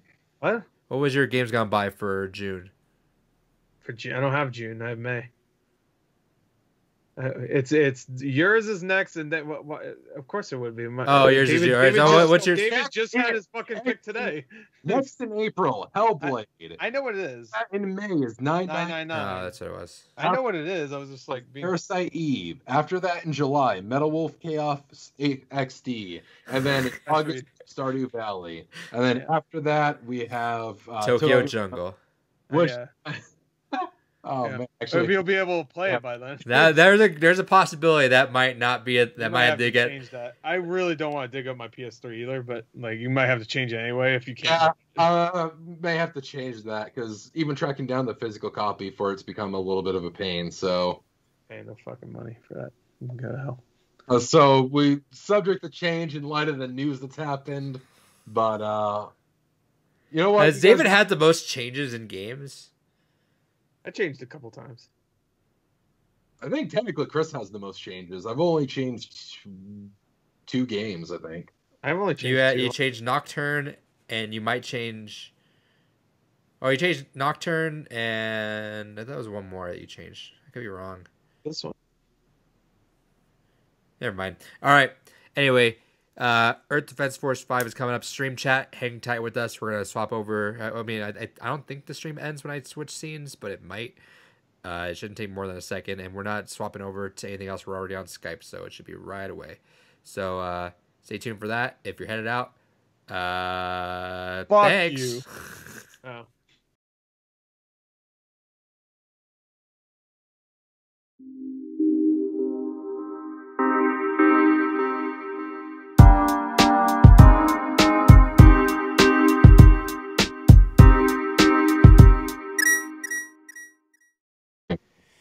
Welcome to Games Gone By. What's up? We did it. We did it. We shot the bugs. They're dead. They're not That's coming it. fucking back. All right. That's well, it. thank All you. those humanoid frogs. It's over. They look just like us. This is our book club series. We do this about once a month, sometimes more. Each of us picks a game for that month. We all play it sometimes for the first time. Some people have played this before. This month. Oh, also I'm Adrian. Gore's here. David's here. Yeah, I gotta do that. It says it on our thing. Yeah, it says it on there. But for audio people, I know you're listening to audio now. If you're listening to audio at this point, you should know who the fuck we are. Even if they're just like, oh, I played at the Defense Force. Let me go listen to that episode. If the video looks a little weird, David, I don't know if you could audio check that because I don't think we actually audio checked at all. Someone would have said something if we went all that time. But let me go. You would think so. You never know. This is our book club. If it's different, everything is skewed a little bit wrong. That's because Adrian, What? What did you just say? I didn't hear what you said. I'm assuming you said talk. Adrian sounds good. Blah, blah, blah, blah, blah, blah. Hell yeah. Chris sounds good. All right, so then David sounds good. All right, David, I don't know why you're listening still. What are you waiting for? I'm listening. All right, now I sound good. All right. Oh, he's waiting for himself. Yeah, anyway, so everything is a little skewed because I'm recording this differently than usual. It will get fixed by next episode. I'm sorry, I mute my Skype so that way I can properly hear that, and I have to wait for the fucking delay. You're a delay. You're a delay. Shut up. So yeah, we're getting everything set up, but yeah, it's a little different. That's fine. Hopefully everything works out still just perfect with everything. But yeah, this is our book club. David's picked this month with Earth Defense Force 5. Next month is Hellblade's Newest Sacrifice. The month after that is 999, 9 hours, 9 persons, 9 doors. June is Parasite Eve. July is Middle Wolf Chaos XD. August is Stardew Valley, and September was Tokyo Jungle. It may be, it may not be. Who knows? It won't be. We're gonna change it. And I do actually have a quick question. So, do you want to play an 80-hour JRPG? So, wait, here's my answer. Didn't bother finishing Earth Defense Force 5, and I'm not doing any other dumb multiplayer game. But no, let them finish. Let them finish. First of all, fuck you. We're gonna do whatever I pick, even if it just ends up being me talking about it. And second of all, where we didn't actually even finish the game, can I reclaim back some of that game time? Because clearly we didn't spend the time to finish the game. I guess that's fair. Sure. Because we played like what, maybe 6 hours of it. 5 hours. Sure. Yeah. I'll let it pass. So I will take back 30 hours to use for my last God pick. damn. All right. Be very careful with that because it's going to be a very busy summer. Yeah, September is going to be crazy. I have the very last one, so fucking what is it? So September. So yeah, I got September. Are you gonna announce it right now? I'll announce it by the end of it. Okay. Let's do it now at the top of the episode so we can sure? have it all. You don't need to announce it now. If he's not 100% sure, I think he's sure of it. He just wants to. No, I need to do some math on what I want to pick. It's Shin Megami Tensei Nocturne. I'm gonna fucking strangle him. Got like 30 hours back and would not have enough time for Nocturne. Okay. Oh, I was so excited. See, I wish Gore didn't care about it. Tokyo Jungle was like a 3-hour game. We could have just. Granted, it would take about 5 hours to set up the PS3, but you know. Yeah. Well, you know, by then, unless we just played it now to be safe, it's fucking potentially gone. So. I mean, in theory, you could swap Parasite Eve and Tokyo Jungle. Yeah, in theory. Good. You want to think about that? I'll let that see. Well, but I'm gonna be playing because part of the fun is honestly the fans kind of playing along. So we're gonna just shelve Tokyo Jungle. I'll pull something else for. Well, I mean, to be fair, they can't play PT. Oh, fuck off, Adrian. Let him pick something else. God damn it. You want to play a 3-hour I'm worried. I don't want him to pick a game. I gave you a 3-hour game last month. Fuck off. I don't want him to pick a fucking game that's going to destroy everything. Well, he doesn't need to. We have 100 hours to play around with. I'm going to use my 100 hours to play around with. Gore, you fucked up. I fucked up? No, you fucked up. I don't. I ain't gonna play if I don't want to. Fuck you. Be lucky if I play Parasite Eve. Anyway, this is David's pick for Earth Defense Force 5. David, why'd you pick it? Because part of the whole conversation we had with No Man's Sky is that, you know, we didn't really have any multiplayer stuff. You know, it was the first big multiplayer game that we had, and we didn't really get to multiplayer with that. No, we did, so it was like, period. Yeah, so I wanted to pick something that definitely is best multiplayer. I still enjoy playing it single player as well whenever I want, you know, have the itch to save our Mother Earth from alien attacks. But because I felt that it's a great, fun co-op experience that may not have resonated with the rest of you, but everyone else I played this game with, this has been a fucking blast of a game. So I figured this would be something fun. You know, you basically have the horde fighting of like a Dynasty Warriors with the looter shooter of like a Borderlands. It's a fucking good time all around, I felt. Really. Plus, David, can I ask you a favor really quick? Just for this episode, can you move your camera up a little bit so it's a little bit higher for you? Perfect right there. Perfect. Right Yeah, perfect. Right. Like the old days where you were just like lower and lower into the camera, but it works out perfect for the aspect ratio. Anyway, sorry for interrupting you. Continue. It's all good. But no, so my thought process, I thought that this would have been a really good option for the kind of looter shooter aspect, up to 4-player co-op. You know, there was a lot more kind of interaction. There's a goofy little story to go along with it. From the reactions I got as we were playing it, may not have resonated as well as I was hoping. But I feel that all in all, that it is a fantastic fucking game. It's made by a company that basically all Sandlot does is make Earth Defense Force. I mean, that's really their kind of only thing they do. Is this successful enough to keep doing that? I'm assuming so. Yeah. They've been doing them since the PS2. So, I mean, their entire catalog is basically just Earth Defense Force from the PS2 on. And it's a hell of a niche game, but it's made with a lot of love. They know exactly what they want this game to be, and fucking A, it does it and does it well. And it's just a game that is definitely the best of what the series has kind of culminated to up to this point. So that's why I chose it, because, you know, I kind of wanted to throw in something that definitely was a good multiplayer experience in there, something that as the fans kind of been kind of sending in feedback and playing along with us, something that, you know, maybe they could go ahead and share with their friends and have some interesting experiences to share. Okay. And honest question, obviously, what did you feel the reaction was like when you were picking it in your head? Like, well, obviously it didn't work out the way you wanted. No. What were you feeling beforehand? Where do you think it went wrong? And before I say it went wrong, but we'll explain obviously our impressions of it. But where do you think everything got skewed with what you thought the reaction would be and how it was taken and why?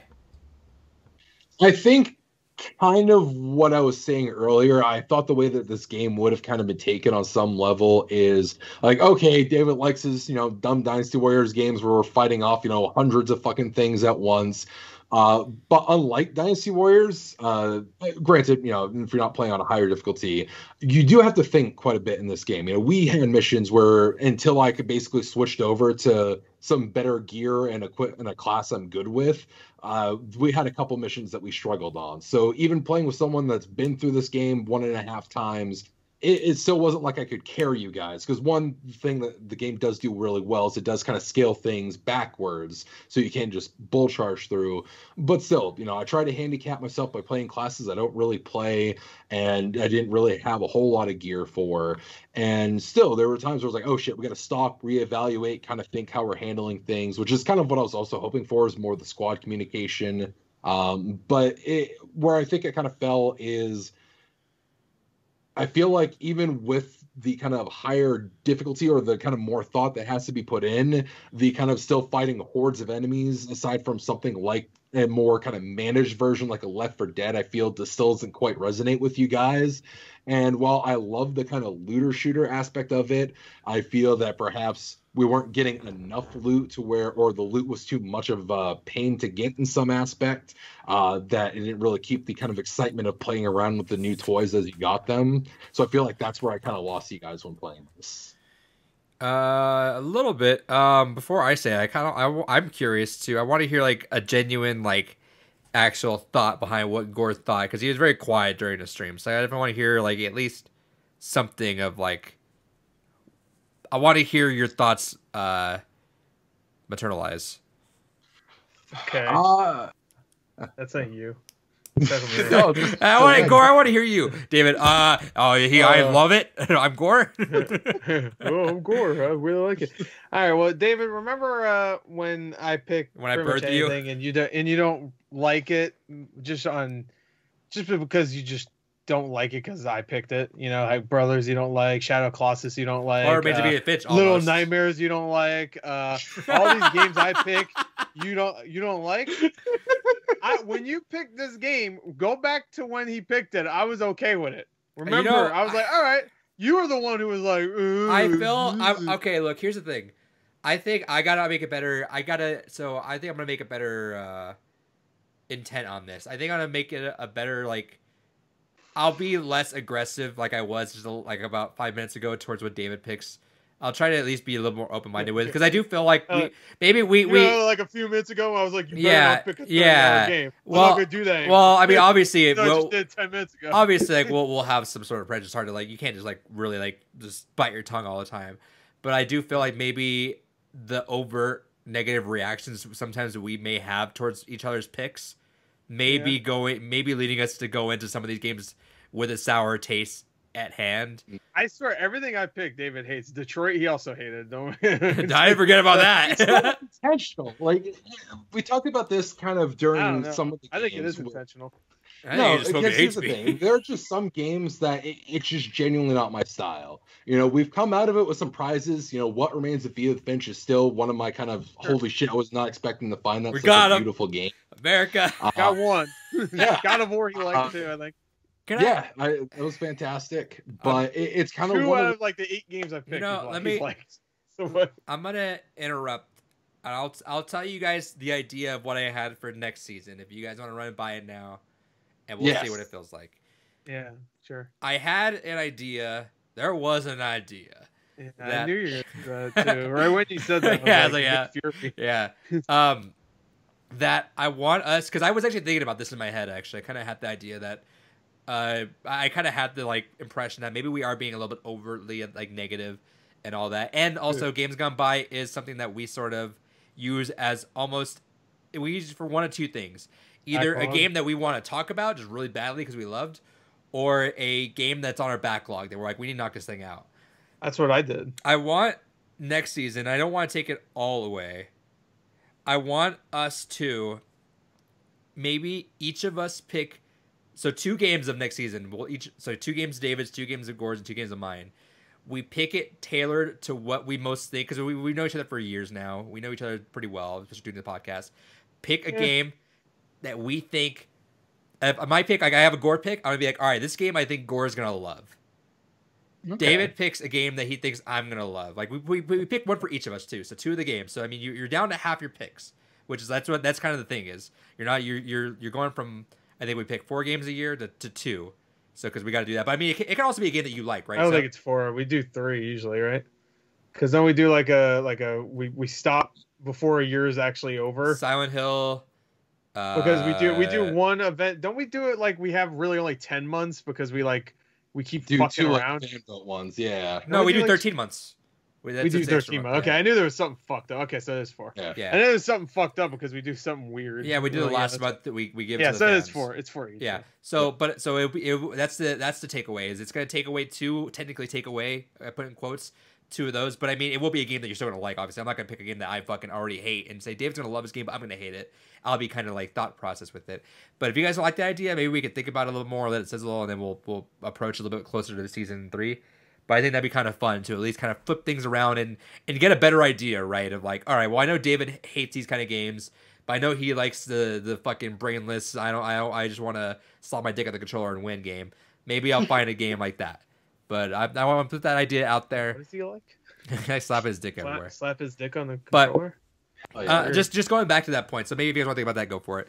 But yeah, I think Gore has a fair point that when we go in with these negative impressions on games, it kind of sours the idea of like, all right, I gotta deal with this because like, you know, it is what it is. But I mean, obviously it's natural if fucking whenever Dave, like, no amount of like kind-heartedness could Gore have ever had in his heart. Gore could be the nicest guy ever, which he's not, but Gore could be the nicest guy ever. And Nocturne gets told, and Gore's like, nah, fuck that, I'm done. So that's fair. He's gonna have a reaction, right? But at least I think maybe a better conscience. I'll try a better conscience about ideas going forward, at least. But I'm assuming so that had a reasoning behind your dislike of the game, Gore. I'm sorry, what? Everything that so David. No, because I wasn't. What I was saying is that I wasn't being negative towards it before we started playing it. You were more negative than I was, is what I was saying. So I wasn't being negative. That's what I was trying to say. I was actually not 100% looking forward to it, but I was like, I played other Earth Defense Force games. I have reviews of the 2017 and Insect Armageddon games. I love it. I enjoy them, but it's been 10 years and it's the same fucking shit. I was going in expecting it to be kind of fun, and it had moments, but for the most part, I felt like nothing advanced in the series from what I remember 10 or so years ago on the 360. Like, nothing was different, it felt like. The menus felt very... Shooting the bugs doesn't feel satisfying, in my opinion. There's nothing that there's no thrill I get from the actual gameplay. Where at Dynasty Warriors, you can at least say, like, look at the fucking counter going up. Like, oh, man, I'm at fucking 300 enemies killed and stuff. You could say that at least. But this, I don't get that feeling at all. It's just, there's times where it's just nonsense on screen. It's just noise. It might as well be because there's like 400 fucking bugs attacking you. And I feel like there's certain classes that are kind of useless if you're starting out at first. That's just like, you might as well just be the Wing Rider, Raider, or what the fuck it's called, the flying one. You might as well just be that. You might as well have the one gun that just like shreds the shells of all the bugs, whatever that one was called. It was like the Rapier or whatever. The Rapier. Yeah, that one. I just didn't enjoy myself to the point where the first time we played, I just put on like videos in the background. I just muted my mic because no one was talking and I was being bored. So I was just like, fuck it. Yeah, I put on a video. No one was talking and I had nothing to say. There. And then the second stream I tried, but it was just so fucking boring. Like, I was falling asleep a bit. The second time we played, I was having a bit better time until I wasn't. And I do I really like the B movie feel. I really do. I really enjoy, like, I make jokes about it, but I really do enjoy that bad, cheesy voice. What's fucking... I love that. That's great. You could just at any time just start singing, which I don't even remember that in the original games. I don't know if that was in the originals. At least was in 4.1, so I know that much. I only played 2017 and Insect Armageddon. Those are the only two I played. Gotcha. And that's the thing. It just doesn't feel good playing the game, I think. Like it looks cool seeing all the enemies scurry around, but what I remember of the 2017 is that it was that, except uglier. And now it's just better looking. And that's the only thing. Stretch. Which is a stretch. It looks way better than the... No, I know that, but I mean, doesn't look I actually thought graphically it looked fine for what it is. Especially since it has so many enemies on screen. I thought all the enemy models look pretty good. I like the frog. I like the UFOs that fly everywhere. I like the big motherships in the sky. I remember you have to do that in 2017, is shoot the motherships as they open up. I remember that. I just don't like it anymore. And it's like, I didn't love it when 2017 came out, but it was fine. And I'm struggling to remember my enjoyment of 2017 Insect Armageddon. Insect Armageddon was trash. That was one of the only ones not made by Sandlot. That one got Jack Pacific, I think, was the ones that made that. The wrestling guys? Yeah. So this sounds like a silly thing, but bear with me. I feel like there's no... I mean, obviously this is the thing that we're relating on, but you'll hear why I say that. There's no gratification, I feel, to it. You get the gratification of finishing a level, but the problem is none of the loot is differentiated. Maybe it's because everything's so spoiled and looter shooters have gotten to a point where, like, they're just fucking serotonin, just fucking punching your face with all these colors, like, oh shit, there's a purple, oh, there's a gold, oh, there's this there, that's a rare, that's a fucking this. Oh, there's numbers popping on people's heads when you do damage. I feel like looter shooters have gotten to a point now where they really make you feel like, even though you're doing the same shit over and over again, it feels satisfying. Like there's a good gameplay loop because you feel like you're doing something that you should be. Even though some of the guns, like I thought the rapier was actually really fun, and jumping in the middle of ants, Yeah, and you're being that was the only one. that I was the only actually fun liked. gun, to be honest. Like that was the only one I had fun with. It was the one that you charge forever and it shoots like a bunch of them, but it takes so fucking long to charge, and it's pretty much gonna like deplete your entire energy. And I was like, oh, that's not fun. That was another thing. And the problem with the game is it feels like it tries to be tactical, but really it doesn't feel like it should be tactical. It feels like it needs to be a game that's like, hey, we're gonna punch you in the face with a bunch of fun shit. It feels like it wants to be a fun sandbox, not sandbox, but like a fun, like, here, Dynasty Warriors almost like throw everything at you and you're going to be a badass and kill them all, but it's not. And especially when you're so low leveled, you don't feel that way. And it feels like, oh, I got to like grind up, but this doesn't feel like a game I want to grind up in. It feels like a game that with so many levels, I kind of want to just barrel through and just become stronger and stronger and stronger and stronger. But to the point where I'm like, I want to feel a step ahead of them rather than feel a step behind them. And I think it became increasingly apparent during that DPS check, where obviously we're not powered up, we're not strong. This fucking level took half an hour, it feels like, but it should be like that element is a rough part of it. Yeah, it should be. It should feel like, I don't know. It just feels like, even though like there are games now, and again, it sounds dumb. It sounds like I my attention span sucks, which it does, but it's just like I want to feel like I'm making progress. And this is kind of the difference between you and I is I could play Overwatch for 15 hours and feel like I'm making progress some sort of way, whereas you don't really, but you play these games and you're making progress because there's a like you were getting to a physical end of the game, you know, and that's fair. I didn't really feel that, but again, it wasn't really gratifying. Like the only thing I said, the rapier was fun because I jump in the middle of ants and they kind of get burned by it, right? But then it's such a, that's all it's good for, and then it doesn't allow you. It's really a trial and error. I imagine the first time you play this game, you're gonna lose on levels just because you didn't pick the right weapons, and I feel like that's like not good game design. Like, it feels like everything should be able to do something. It might be a little more difficult, but like straight up, if you picked the 2 wrong weapons on a ship with, or a level where there's saucers, you're not winning it. This is not. you would like, imagine if you had the no, you can't use rapier as like a ground soldier, but like imagine if you just like got a short range weapon on the ground, thinking, oh, there's a bunch of ants, next level there's saucers, and you're like, well, I guess I gotta start the whole level over and pick something else. That's fair. The kind of only reason why I don't necessarily mind that is just because most of the levels are usually honestly pretty quick. I mean, some of those we went through in like 6-10 minutes tops. And usually they're pretty quick to show, oh, hey, there's some flying enemies. You know, it's not usually mid-level that they suddenly come out. The one thing I will disagree with is I still feel that this is honestly one of the better kind of looter shooter concepts, because coming from someone that's played kind of loot 'em up style fucking games, Destiny, most of life, for sure, I was a too, big, like that. I was a big Diablo fan, Destiny, all that. This is a game where once you start getting a lot of the loot, a lot of it's more varied. One of the things I hate about a lot of kind of looter concept games is like, okay, cool, here's my, you know, I got like a billion fucking different guns, but they're all just like slightly one stat increment different. Sure.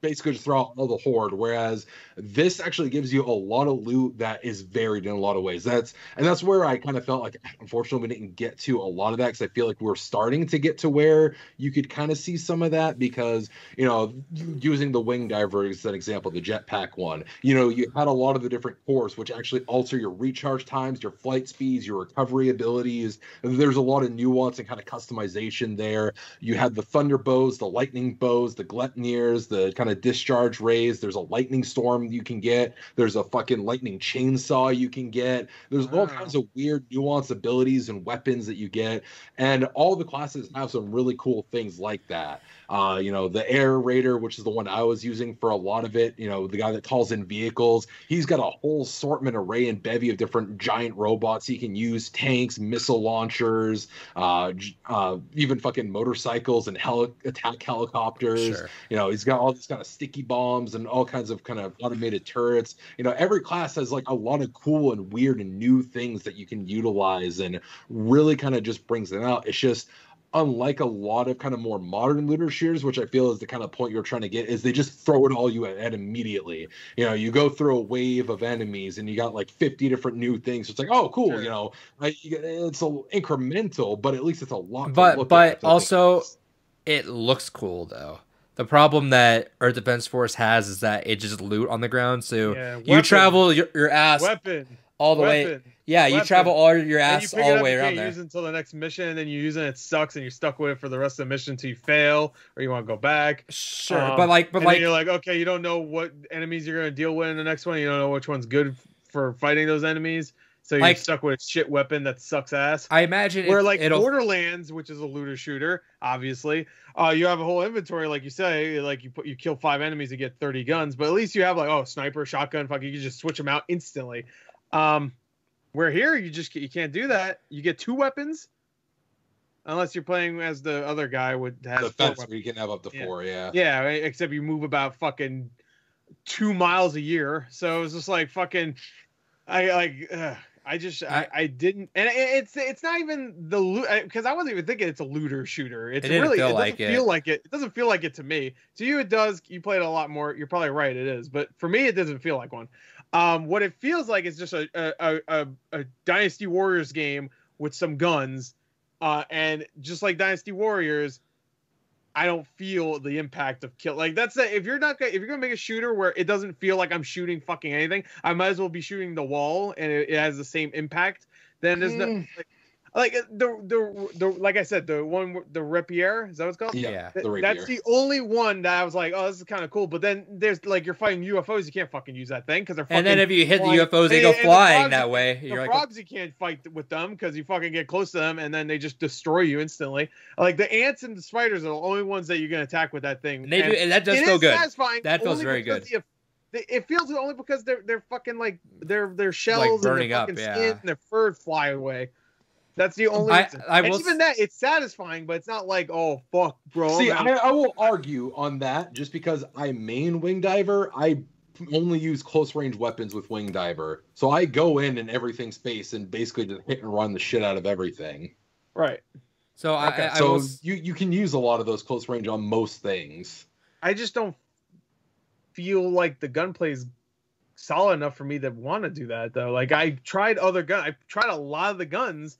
I didn't like. You did try a lot of varied stuff. Yeah, you did rotate out through quite a lot. I tried because I wanted to give it a fair shake, and I just didn't like him. I would always have the Rapier there because that was the only one I was like. That's literally cool. I think aside from like the one that was like only saucers. That's your starter one for the Wing Raider or whatever. Yeah. They spoil you with that one too because you're like, oh, it's gonna be a good time. That one was fun. I was like, all right, this is kind of cool. I will say. When it comes to the loot too, David, is going back to what Gore was saying. I think when you see so much loot around, you're like, cool, I'll pick it up. But there's almost like some endorphin or something that kind of like just flares up where you're like, oh, there's a yellow over there. Let me go fucking fly over to that site because now you're hustling over. Or it'd be cool if like you clear out a bunch of things and you see like a couple rare things. You're like, okay, you felt like a reason behind besides just finishing level. Oh, there's a reason. Like, oh, I'm getting rewarded for destroying these motherfuckers, and there's a rare thing. Every time I saw the armors, I would always pick them up. And then, but then there's like also very convoluted, like a whole fucking paragraph, and it's like not even. It's not like you still don't understand like quite what you're doing. Yeah, so I think maybe a video, like a small video would have been nice, to showing like exactly what they were doing rather than a picture, because you don't really kind of get the feel. Like it's very, the menu system. I felt like immediately out the gate was like very archaic. It felt like a fucking PS2 I'll agree game. To that, definitely. It felt like one of those old like Bang.io, I think that game is called Bang.io. I played the HD version of that on XBLA. I like the same exact menus. It just felt so ancient the way he was doing it, and the menu sucked too. I hated how I kept pushing the fucking the D-pad, and they kept wanting to put. I'm like, stop. I feel like a lot of games don't use the D-pad anymore for menus and shit. But the new Harvest Moon doesn't let you. I don't. I remember having a hard time like fucking. I had to like not Story Seasons, right? No, Harvest Moon. I'm talking about Harvest Moon. I think it was Harvest Moon. Harvest Moon. The new Harvest Moon game has the worst sensitivity ever. Like you just like flick it, just stick a little bit, and it'll fucking like shoot through like 10 options. You're like, what the fuck? Anyway, continue. Yeah, no, and I don't really the one Turtle says aloha. What's up, man? What's up, bro? These kind of games are just not really my thing in general. I mean, I enjoy what it was because I think mainly because I didn't swap off Rapier pretty much, and that was the best gun for sure. So at least I enjoyed that part of it. Like I was happy enough that I found a class that I liked immediately because I like jetpacks in games, and a gun that I liked right away. So I'm like, all right, at least so like I'm mostly set to what I gotta do. Sometimes the guns suck, especially if you're gonna like hit UFOs with a Rapier, they're gonna fucking fly away for some reason. But yeah, I don't know. And then nothing about it was really engaging to me. Like I was legitimately falling asleep for a lot of it, just because it didn't really have the big rush of rewarding me. All I was rewarded with was pushing X, mashing X after a level because it gave me a bunch of loot that I want to read paragraphs for. When it's a gun that could potentially like not even, it could be a useless gun, but it still wants me to read a paragraph about it. You know. That is one thing I'll agree, because it suffers when it comes to describing the loot. It suffers the same kind of syndrome that, and this is a comparison. Follow along with me here. Like Shadowrun kind of runs into. The Shadowrun tabletop RPG is really bad about adding like fucking paragraphs and paragraphs of fluff, and in between all that fluff there's like one or two lines that actually explain mechanically how it's supposed to work. And that's definitely the description system, because that's the thing is EDF5, all the classes have like 100+ different weapons to kind of choose from. You get a lot of fucking gear and loot to use.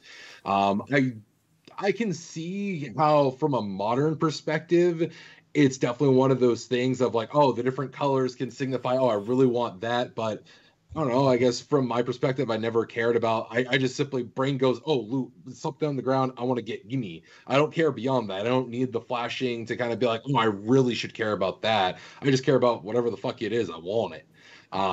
It just even yeah. Well, I mean, we all collected all the loot anyway, but it pumps it up a little bit more if it's like, oh, this is some really good shit. Like you found something cool, you know. Rather than finding out afterwards. It keeps you more in the battle of like, okay, I'm getting some good shit out of this, and this is another reason to keep pushing, rather than like, okay, now I'm done. Oh, that's what I got. And then even then, you don't really know, or maybe like it would even like the menu notification, something that would have showed you like, oh, this is good, rather than I just don't want to read all it. Honestly, I don't want to read it. Just give me a fucking big number and highlight it and say, hey, this got good, and I'm like, cool. All right. See, I hate that. I don't like just it feels way too repetitious when it's just this gun good. I like nuance and variety, because that's where a lot of the kind of different weapon variety types shine. Is there are some that are similar, but they have nuance. So like the lightning bow versus the thunder bow. The lightning bow, you have to hold charge and then it shoots out and it expends all your energy at once. Whereas the thunder bow has like a dedicated tank. So while they have the same firing mechanism, the thunder bow doesn't use all your energy immediately upon use. It kind of can refill a couple times before then using your energy, so you can kind of plan around it more. But the lightning bow has the advantage of just you charge ready, you burst, and you get out. And they kind of have their own tactics and nuances to them. But I can appreciate from a more modern perspective, it's a little frustrating, and I think that's where I feel like the disconnect for this game and potentially some other picks of mine down the road, like Parasite Eve, is going to come in. Is I feel in my brain, I'm still very much in a lot of ways a retro gamer. I still like modern games, and obviously I still play and collect a shit ton of fucking modern games. But at the end of the day, I'm not too big on what a kind of modern gamer is looking for in a lot of senses. So stuff like this, where there are certain elements that are a bit more simplistic, or it's like, yeah, this could have been done in this more modern take. I don't care, because I guess that's not what I look for in these games. But it does make me kind of make a little bit more sense of why you guys didn't care as much for certain aspects of it. The one thing I am kind of sad, like as much as we joked about, oh yeah, the grand epic kind of B movie style, I am sad that we didn't get to go through the whole storyline, but I am prepared to kind of give a breakdown on that whenever you guys are ready for that. Sure. Let's go. All right. The game talk is over. Now tell us the story. Oh yeah. So sit down while Papa David explains here. So where we kind of left so where we left off, there we were fighting that kind of mothership, and it just fucking started literally walking away from us at the end of that mission. What happens next is the rookie and team go ahead and they chase after it. They find it, and a few missions go by of trying to come up with a plan to kind of hold it in place and just blow it the fuck up. You succeed. You think all is well. So you go about. Just and it's like level 30. Hey, we won. Hell yeah, game's over. Hell yeah. Kind of. There's a few fake out moments like that throughout the game. So that's one of the first ones where initially like, okay, cool, we repelled the big enemy mothership, we're golden, and then you follow Orginis again, and you start going like, okay, we got to deal with this fucker, and then there's a rival to Orginis that comes up, and you kind of come across and you fight that fucker. And then as that's kind of developing and you're fighting two giant fucking monsters now, some of the scientists are like, dude, we'll work on a super giant robot that you guys will pilot and we'll deal with those guys later. Meanwhile, you find out that the aliens are still coming strong. Now the actual leaders of the aliens are starting to come. So the cosmonauts, they're called. They're basically as tall as the frogs are, except they're gray skin aliens. They are literally crypto, just gigantic form. And so they start rampaging. Yeah. No, fucking Klypto said his name. Oh, I think. Klypto. Okay. Yeah, They say there you go. crypto. They say crypto. I did say crypto initially, and I meant Klypto. But super dog. So they start rampaging through, and you're like, oh fuck, these are the intelligent beings that are the masterminds behind all this. So as you're dealing with them, basically War of the Worlds starts happening. The giant walker robots that Chris the whole time was like, yeah, what are these things? I remember these things. Those start to show up.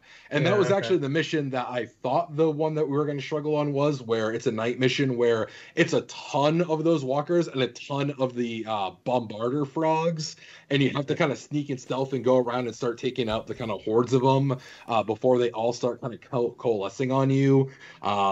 So you go ahead, you fight them, you start fighting off a lot more of the motherships that start appearing. It's at this point the background dialogue starts talking about how, when we start talking like, oh yeah, jobs are an all-time low and everyone's struggling. The EDF numbers start dwindling. And so like, hey, the governments of the world are banding together. We'll fucking pay you, $300,000 a year in your local currency. Come work for the military. Come join the EDF. We'll pay for your pension for life. We'll pay for your family's pensions. Just join the EDF. We need everyone we can get. And it keeps. I like how they have to like, hey, come work with us. We'll give you money. Or else what? Or else you die. That's actually what it ultimately comes down to. Is it gets to a point where, as you progress and you're fighting the 6 other motherships, as well as dealing with Orginis and the other giant monster, the Earth's population keeps steadily decreasing. Where we left off, like 20% of the Earth's population was wiped out. What would have been cool is after every mission, it had like a counter of what the population was, and it showed it actually going down. Yeah, it'd be cool if the game had cutscenes and a story. See, I don't mind that as much because I feel like it does get drowned out a little bit in the fighting. I'll definitely grant that. Kind of like what you complained about with Dynasty Warriors, that sometimes there's like a story bit that's happening as you're fighting through the hordes and you're listening for it. Except there's voice acting in this, so I'll give it fucking credit there. But I actually like this style because basically it's like listening to a live radio broadcast as you're going through it, and you're getting the story in kind of radio bits, which I find honestly more interesting than just having a cutscene kind of shown to me. But when you're gonna do a story like this, where it's like all science fiction, like very old school sci-fi, at least what you're fighting and in the dialogue and stuff, why not have like a Starship Troopers style, like even have like propaganda portions, like just cutscenes where like come and join, like what you were saying, like why not have cutscenes like that and just like, I don't know, just they could have even probably gotten away with it being like a picture with voiceover on it, yeah, just like a like really cheap, like it has like a propaganda, like we want you, and then just like says like the story behind it, like whatever. Well, I mean, like it just tell the story in that way, kind of like a.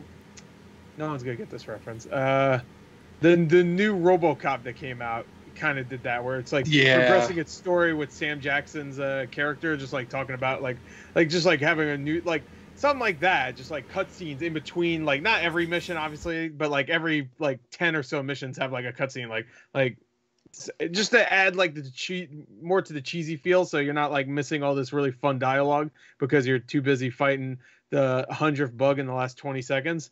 So that's something that maybe for EDF 6 when that comes out, I don't know.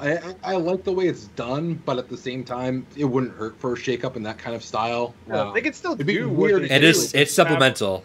Yeah, but like they could still do what they do, like with the dialogue in the game. But like just having a nice like like propaganda kind of like Starship. Just watch Starship Troopers and do pretty much all that. I mean, they're already kind of doing Starship Troopers with the EDF stuff, where they're like very like all about like camaraderie. Yeah, camaraderie and fucking I'm doing my part. Yeah, I'm doing my part. Yeah, there's that part in Starship Troopers where like they're fighting the bugs in that. So like you see all the kids like stomping on the slugs or whatever. Like, look, I'm doing my part. Starship Troopers is great. Does the game ever like look more dreary as time goes on? Because like we keep fighting in cities, and I'm like, this population thing does not feel like a thing because there's just giant fucking cities we still just have. Well, that's because you're still. The thing that I will admit it doesn't explain well is you're traveling to all the other cities because you're literally part of the team following them. Once you start getting to late game, cities are just fucking destroyed. They already kind of start disheveled. And that's kind of one of the other things is as you kind of progress through, you reach a point where kind of around mission like 70-ish, they're like, dude, like 70% of the Earth's population's fucking gone. They're just fucking with us at this point. If you're alive and you're a civilian, please fuck. Join the cause or go hide and find shelter. Fuck for your country. Underground bunker. We want you to fuck. Yeah, I want your semen inside my womb. But one thing that's kind of also built up that's kind of interesting is the rookie stops being a rookie by that point. Yeah, I fucking hate them calling me noob. Like, shut the fuck up. I'm doing all this shit. I even realized that's what was happening. Yeah, so the whole time that they're complaining about noob and rookie, that's your character. Oh yeah, I knew that, but I didn't realize like they kept saying that. I remember in the beginning, but I didn't hear them say. I heard it definitely, like even like the last level or two that we were on. Oh, yeah. But as it progresses, your character kind of stands out as part of someone that are like, hey, you start as a civilian, you somehow keep coming out of these insane missions. We're going to build a team around you now. So you create Storm Team 1. And you are basically the Suicide Squad. You are sent out to... Dude, there's all these bizarre shit happening. Is it out now? No, it's not out now. Oh. Well, when you watch this, it will by the time this is out. Yeah, by the time we watch this. Go fuck these guys up. And they basically have kind of an Avengers moment. So basically, by the end of it, Storm Team 1 gets in the giant robot. They fucking kill Godzilla and fucking its enemy there. They fight and destroy all the motherships. And by this point, the Grand General of the aliens is fucking pissed that some human has still fighting defiantly. So the general of all the motherships is like, fuck it, I'm going down there. I'm going to go kick I'll do it myself. Exactly. I'll do it myself. It's literally just like, all right, fucking hold my beer. I'm going down. So it goes down, and it's a scrawny little thing that's like 2 feet tall. No, it's the largest fucking enemy. It's the final boss fight, and it's wonderful. So he comes, and he's got a couple elites backing him up. And the whole time, the kind of EDF general is like, dude, Storm Team, you guys are the only basically remaining members that are competent in the EDF. What the fuck are you doing? Come back and regroup. And the whole kind of dialogue is just Storm Team's like, nah, fuck this. We're out for revenge. It doesn't matter anymore. The Earth's fucked. We don't give a shit. We are just taking this fucker down if it's the last fucking thing we do. And it's this huge fight. I talked about a bit about this when I was playing through the game for the first time. It's literally like fighting M. Bison in Street Fighter. To where the alien will go ahead and do fucking spinning psycho crushers and fucking all kinds of weird bullshit where it's just fighting game nonsense. So you're fighting this enemy that's like fucking Godzilla size as it's going ahead and performing fucking fighting game moves on you. And it's just a fucking wild ass fight. And Sword Team manages to kill him. And so at that point, the aliens just see their fucking general, the head of all their operations, just get fucking murdered by 4 humans, canonically. And they're like, fuck, we're out. And they just fucking peace. And then it kind of ends on a bit of a somber message of, by this point, 90% of the Earth's pop. And this actually is a cutscene where they kind of show you. We'll finally get one. They basically show you a bit of hollowed and scorched earth that has like a little bit of like a sprout kind of growing through the ground. Like, at this point, like 90% of the Earth's population has been wiped out. Countries don't exist anymore. But Storm Team 1 gave humanity some kind of hope. We don't know what we're going to do with it. We're going to do our best to rebuild and see what happens, but we wouldn't be here without Storm Team 1. And so that's what's going to lead into EDF 6, which I'm kind of curious to see how they handle that. So what the fuck was this reboot? So this reboot was basically kind of a whole different spin on what they did, because originally there was EDF. Well, originally there was a game on PS2 that was kind of like a mini game that you were just the ranger fighting a bunch of ants. That was it. Then it evolved to the first proper EDF game, which was Global Defense Unit, if I remember correctly. And in that one, it was actually more of like a strategy game. Again, you just kind of control a couple different rangers. You fight, the giant insects, call it a day. And it was, oh god, there's enemy giant insects. With EDF 2, they added a lot more story to it. It was actually a proper big alien invasion. That's where they added some of the War of the World stuff. Then with EDF 2017 / what would become 4.1, that was the kind of finale of it, where in EDF 2, you fought the insects, you beat them into submission. Then 4.1 starts off with, all right, everything's fine, but 6 years later, suddenly the aliens are back. Oh shit, they were just hiding underground the whole time. And then all of civilization fucking wiped out by the end of that game. That one is, there's no coming back. 4.1 outright ends with, no, the world is fucking over. We are not coming back from this. This is literally just spite, and kind of like with this one, this is just spite carrying Storm Team 6 of, no, we're fucking taking these assholes out no matter what. But there's no hope for humanity after that. 5 ends with there being hope, so that way when we go into EDF 6, presumably we're basically going into a scorched earth scenario where humanity is trying to rebuild as the aliens do a counterattack. I don't know. I'm really curious to see where the story goes for that. So why did they reboot?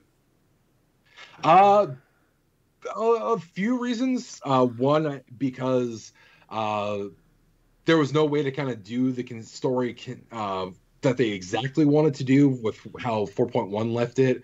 Plus, I feel that they basically wanted to kind of do what they've been doing, but try a lot of new things. EDF 5 introduced a lot of new concepts and mechanics that kind of warranted like a reboot to the series. We got a ton of new enemy types. You didn't get to see a lot of them, but they're, in addition to the ones you saw, as I mentioned, there's the cosmonauts. There's also roly-polies. They're giant pill bugs, and they're obnoxious as shit because they super monkey ball around and just kind of bounce you around, and they tackle the shit out of you. There's dragons. There's all kinds of fucking crazy ass enemy types that you come across along the way. The aphids are the bane of my fucking existence. They're super fucking fast and they swarm like crazy, and they can almost one-shot you. There's just so much. There's so many cool fucking varieties and enemy types. But I felt like they wanted to kind of experiment a lot more with that. And I feel like with this one, they really want to focus on actually creating kind of a more consistent lore, because as the games have kind of happened throughout the years, Guinness has had a couple different names, the Wing Divers have had a couple different names, there's been different continuities to how the EDF itself works. So this one was like, okay, we're just setting a baseline for how this should be. This is the very first Storm Team. This is Storm Team 1, civilian that rose through the ranks and became hope of humanity. And with the next one, we're going to lead into what humanity does with that hope that they were given. So as much as it is like a cheesy kind of B-movie story, it's kind of taken in a very somber approach, which I really appreciate for it. There you go, Gore. There you go, what? You got your movie. I didn't want a movie. I wanted a cheesy ass fucking game, and he just said it ends all sad and shit. It's the exact opposite of what I wanted. All right. I wanted it all cheesy with propaganda and funny Starship Troopers stuff, and he just said it fucking everybody's sad and there's a sprout and everybody's upset and everybody dies. The world ends. The end. Everybody cries. It's like Last everybody of Us, flies, everyone dies. Anyway, well, that's Earth now Gore's sad. 4 or 5. Well, everybody dies. Sorry. Yeah. Yeah. So I guess that didn't really work out in terms of our impressions of it, David. Hell yeah. Oh, yeah. So that's usually what I say whenever I pick a game. So. Well, I mean, it's kind of one of those things where I guess that there's not much to add unless you guys kind of have some other final thoughts to it. I mean, it's one of those things that I've said my piece on it. I still feel that this is a fantastic game. And unfortunately, didn't kind of hit the right notes for you guys, but it's a game I still highly recommend to people, especially if you got someone to play with co-op. Do you play? It's a Is it split screen? Yeah, you can do split screen co-op. Do you play it split screen with everyone? Yeah. I think that might be part of the thing too. I think Hades. Gross. Gross. I was just showing a fantastic. I just don't like roguelikes. I was just showing a fantastic game. I think that might be part of the fun with it though. I think hanging out with friends and I don't know, having snacks there and everything and doing that. That feels like a very old like co-op style game, sure, but it doesn't quite transfer online. I don't feel. No. Why would it transfer in the living room? It seems like kind of wacky enough fun that you guys can like point stuff out in person rather than like online. There's a different. I mean, it's the same thing like you say with like a lot of movies or anything. A lot of things. It's one of those things that's just better with people. I think. At least that's the impression I'm getting with this game. Well, we had people In person. Why? Why would you go? Sure. Bug. Exactly. He said frog is man, human looks like human. He said frog is man, man human. I don't agree with that because we could still have fun with a lot of games. I know you're trying to make it like, oh, maybe we just fucked up, but I didn't fuck up. All right, I didn't like it. Okay. No, I'm just saying. I think I could see why in person it's more fun. No. Yes. Because no, fucker. All right, this is the thing. Like, not that it's the go same fuck thing, yourself. but like what? Yeah, fuck you. No, like Goat Simulator. That's a game you could say like that's fun with people, right? Some people would say that. Like playing it by yourself is not fun. That game's not fun. But playing it with other people, look at the glitch. I've played that with people before. Never have I ever actually enjoyed it, and that's how I feel with this game. I bet even with people, I would still not enjoy it. I would enjoy some of the dialogue, but playing it, I can see it being a good split screen game. Fuck you. All right. I would love to see how it runs in split screen. Like on PS5. Well, playing it on PS4, it ran okay. Yeah. Especially once you started getting a lot of enemies bursting out of fucking buildings and shit. The FPS definitely tanked quite a bit. Yeah. I remember on the 360, Earth Defense Force 2017 fucking tanked hard at times, but yeah. On the PS5, it's fine. I mean, it performed well enough. So, I don't have anything else to say besides I just don't feel like even if I found really cool guns that I like, I just don't feel like I would want to play this for any longer than what we played. Because even if the guns were kind of fun, it was just one of those things where like I just don't like the overall gunplay. So even if the guns are cool and they're fun to see what happens when you shoot them, I just don't get that impact and satisfaction that I do in a lot of other, I guess, looter shooters. Sure. I just don't. I'd rather play a lot of other games, is what I'm saying. A lot of other games. I mean, a lot. A lot. David, I don't think you realize how many I would rather play. All right. But you know what? I understand David loves this game. He's funny like that. So, you know what? Hey, obviously you're passionate about it. So, good for you. It's good to have things you enjoy in life, you know? Yeah. I wish you enjoyed some of my games I picked sometimes. I like 2 of them. Like I said, I think 8 I picked. I'll try to make a more conscious effort to at least not be so negative up front about. Nah, fuck that. Be negative. Eh.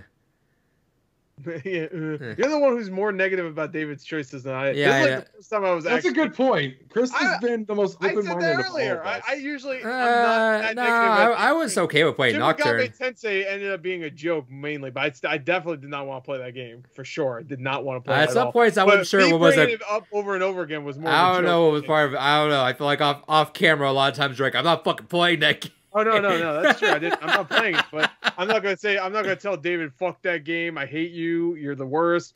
And when you get all upset about like Mega Man, you're like, oh, I didn't know. I didn't. I mean, my life is ruined now. It's just like Barkley just made me want to. I hate Barkley. No, I definitely hate Barkley. That Barkley was dumb as hell. Yeah, I thought it was exactly what it was, which was a dumb as game. hell. Yeah, but that's what it's called. Barkley, shut up and jam Gaiden. I wasn't expecting like a genius. It just feels like some dumb inside joke that I'm not part of, and I'm like, the cool. world is right now. I wasn't done talking. You talked over. Yeah. Right. Anyway, Anyway, the tapes. Okay, rewind the tapes. Whatever the fuck that means. But I enjoyed some of it, David. I'll give you that. I enjoyed 10% of the time we played it, which is better than I could say for whatever the fuck you liked of my games. I bet you didn't even like God of War. You're just lying. I love God of War, and I liked the ending of Brothers. I liked the last little bit there. I remember that part at the Brothers, which you guys will be the viewers out there. If you guys haven't seen Brothers 1, it'll come out in a couple weeks. My favorite part of that was David saying how much he hated the music and like there's no good music, and then like I was skimming to the video of that one. I remember us finding a really good part with really good music just after I just randomly clicked on one random part of the game where like me and Gore were like, what the fuck? Look at this! Listen to this! This is great. Well, he played the game on mute with a podcast or something, right?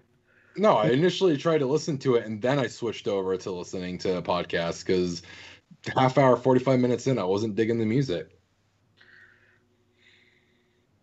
Well, if I'm a quarter of the way through the game and I'm not vibing with the music, I'm fucking switching to something else.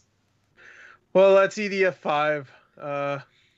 You shoot the bugs and then you win. You can sing. That's my favorite part. My favorite part is that anytime, at any point, you can start singing.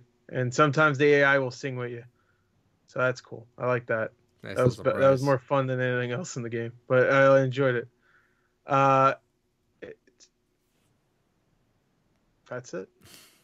All right, Adrian, any final thoughts for you, buddy?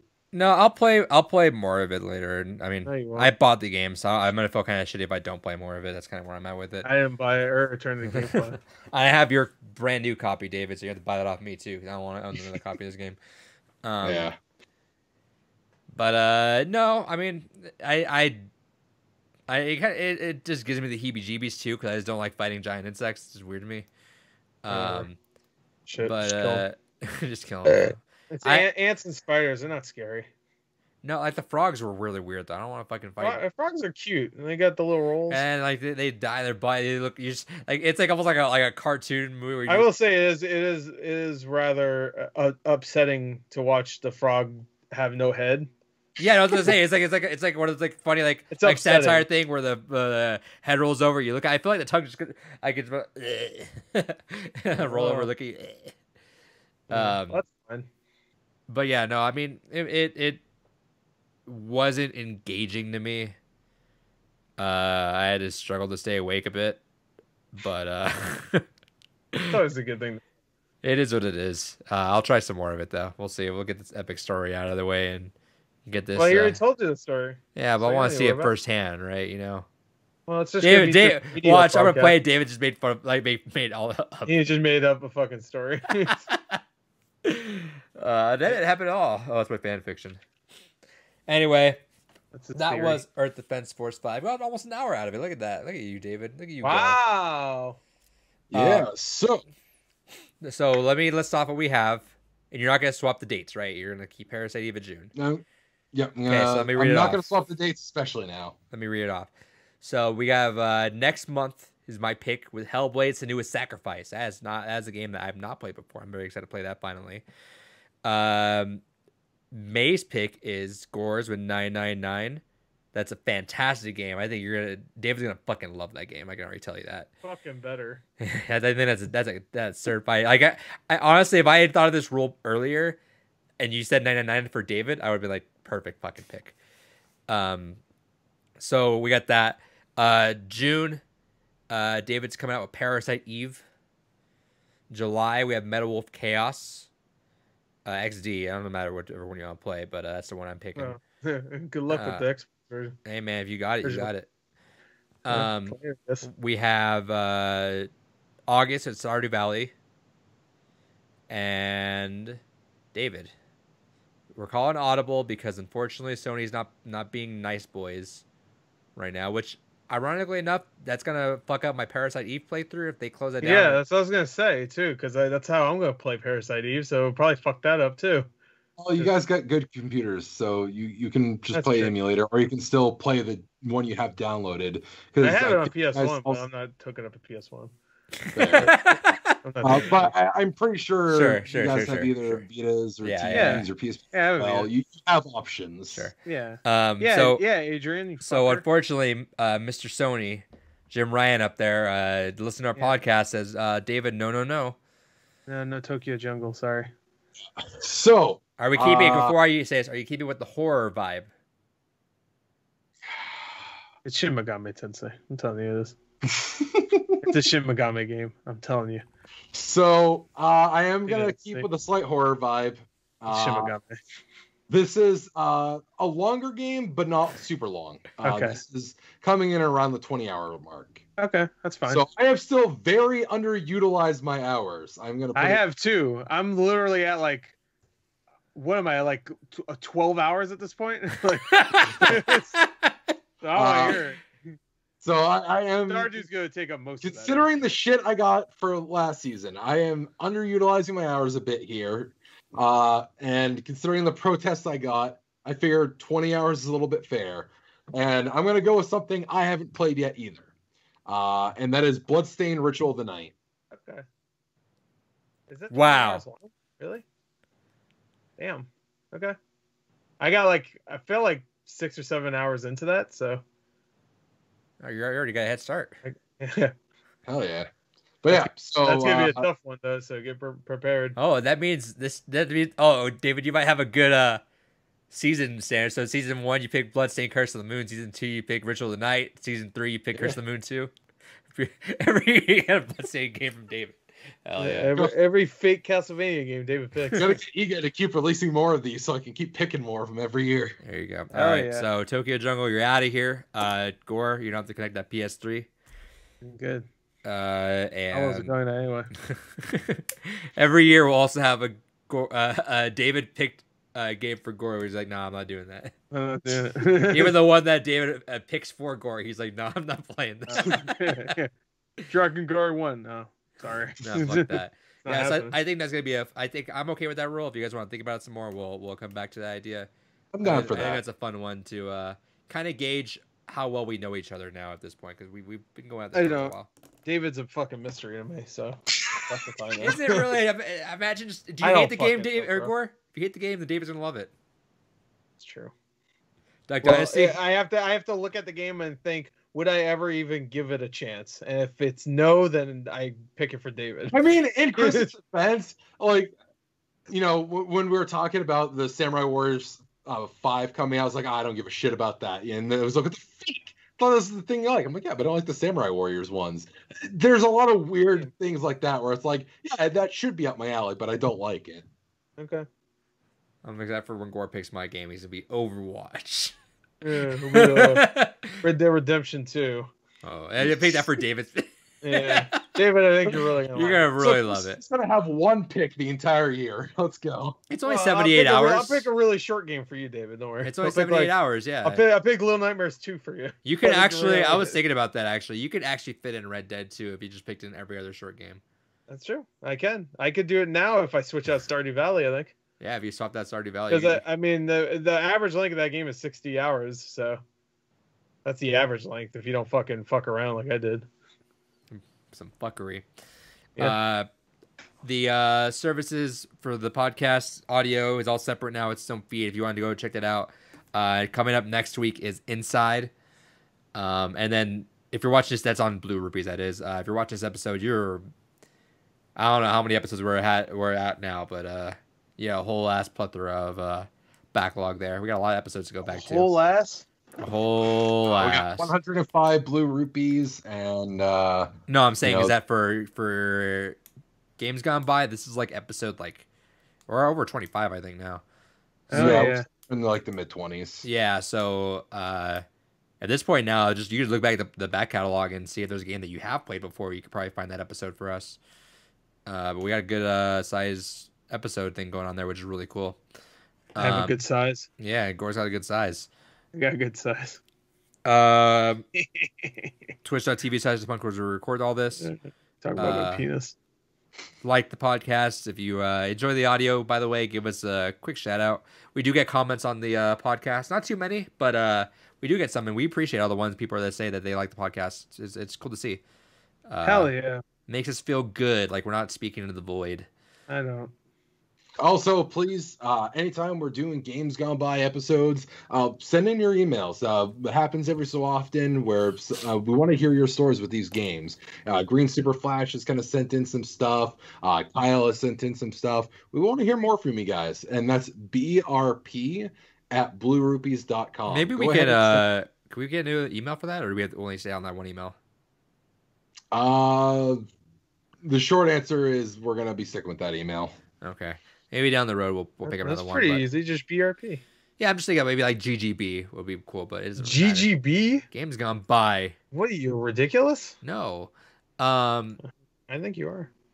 But yeah, we appreciate that, and yeah, at this point too, if we get some emails, we're happy to read them at the end of the episode. And it doesn't matter if it's on that game; it could be on a past game too. Like if you have a history with what we're going to be the Finch or something, tell us. Let us know. We'll keep it at the end and we'll share them because we'll go back. It's no problem going back. And hey, if you rediscovered a game, if you played Nier for the first time, God of War for the first time, unfortunately Barkley for the first time, go back and tell us about it. Got him. Got his ass. Go back and tell us, and we'll go back and read your impressions. It'll be a good time. David, send us out. All right. Thanks everyone for listening. Hope you had some fun. Get fucked. There you go. I'm proud of you.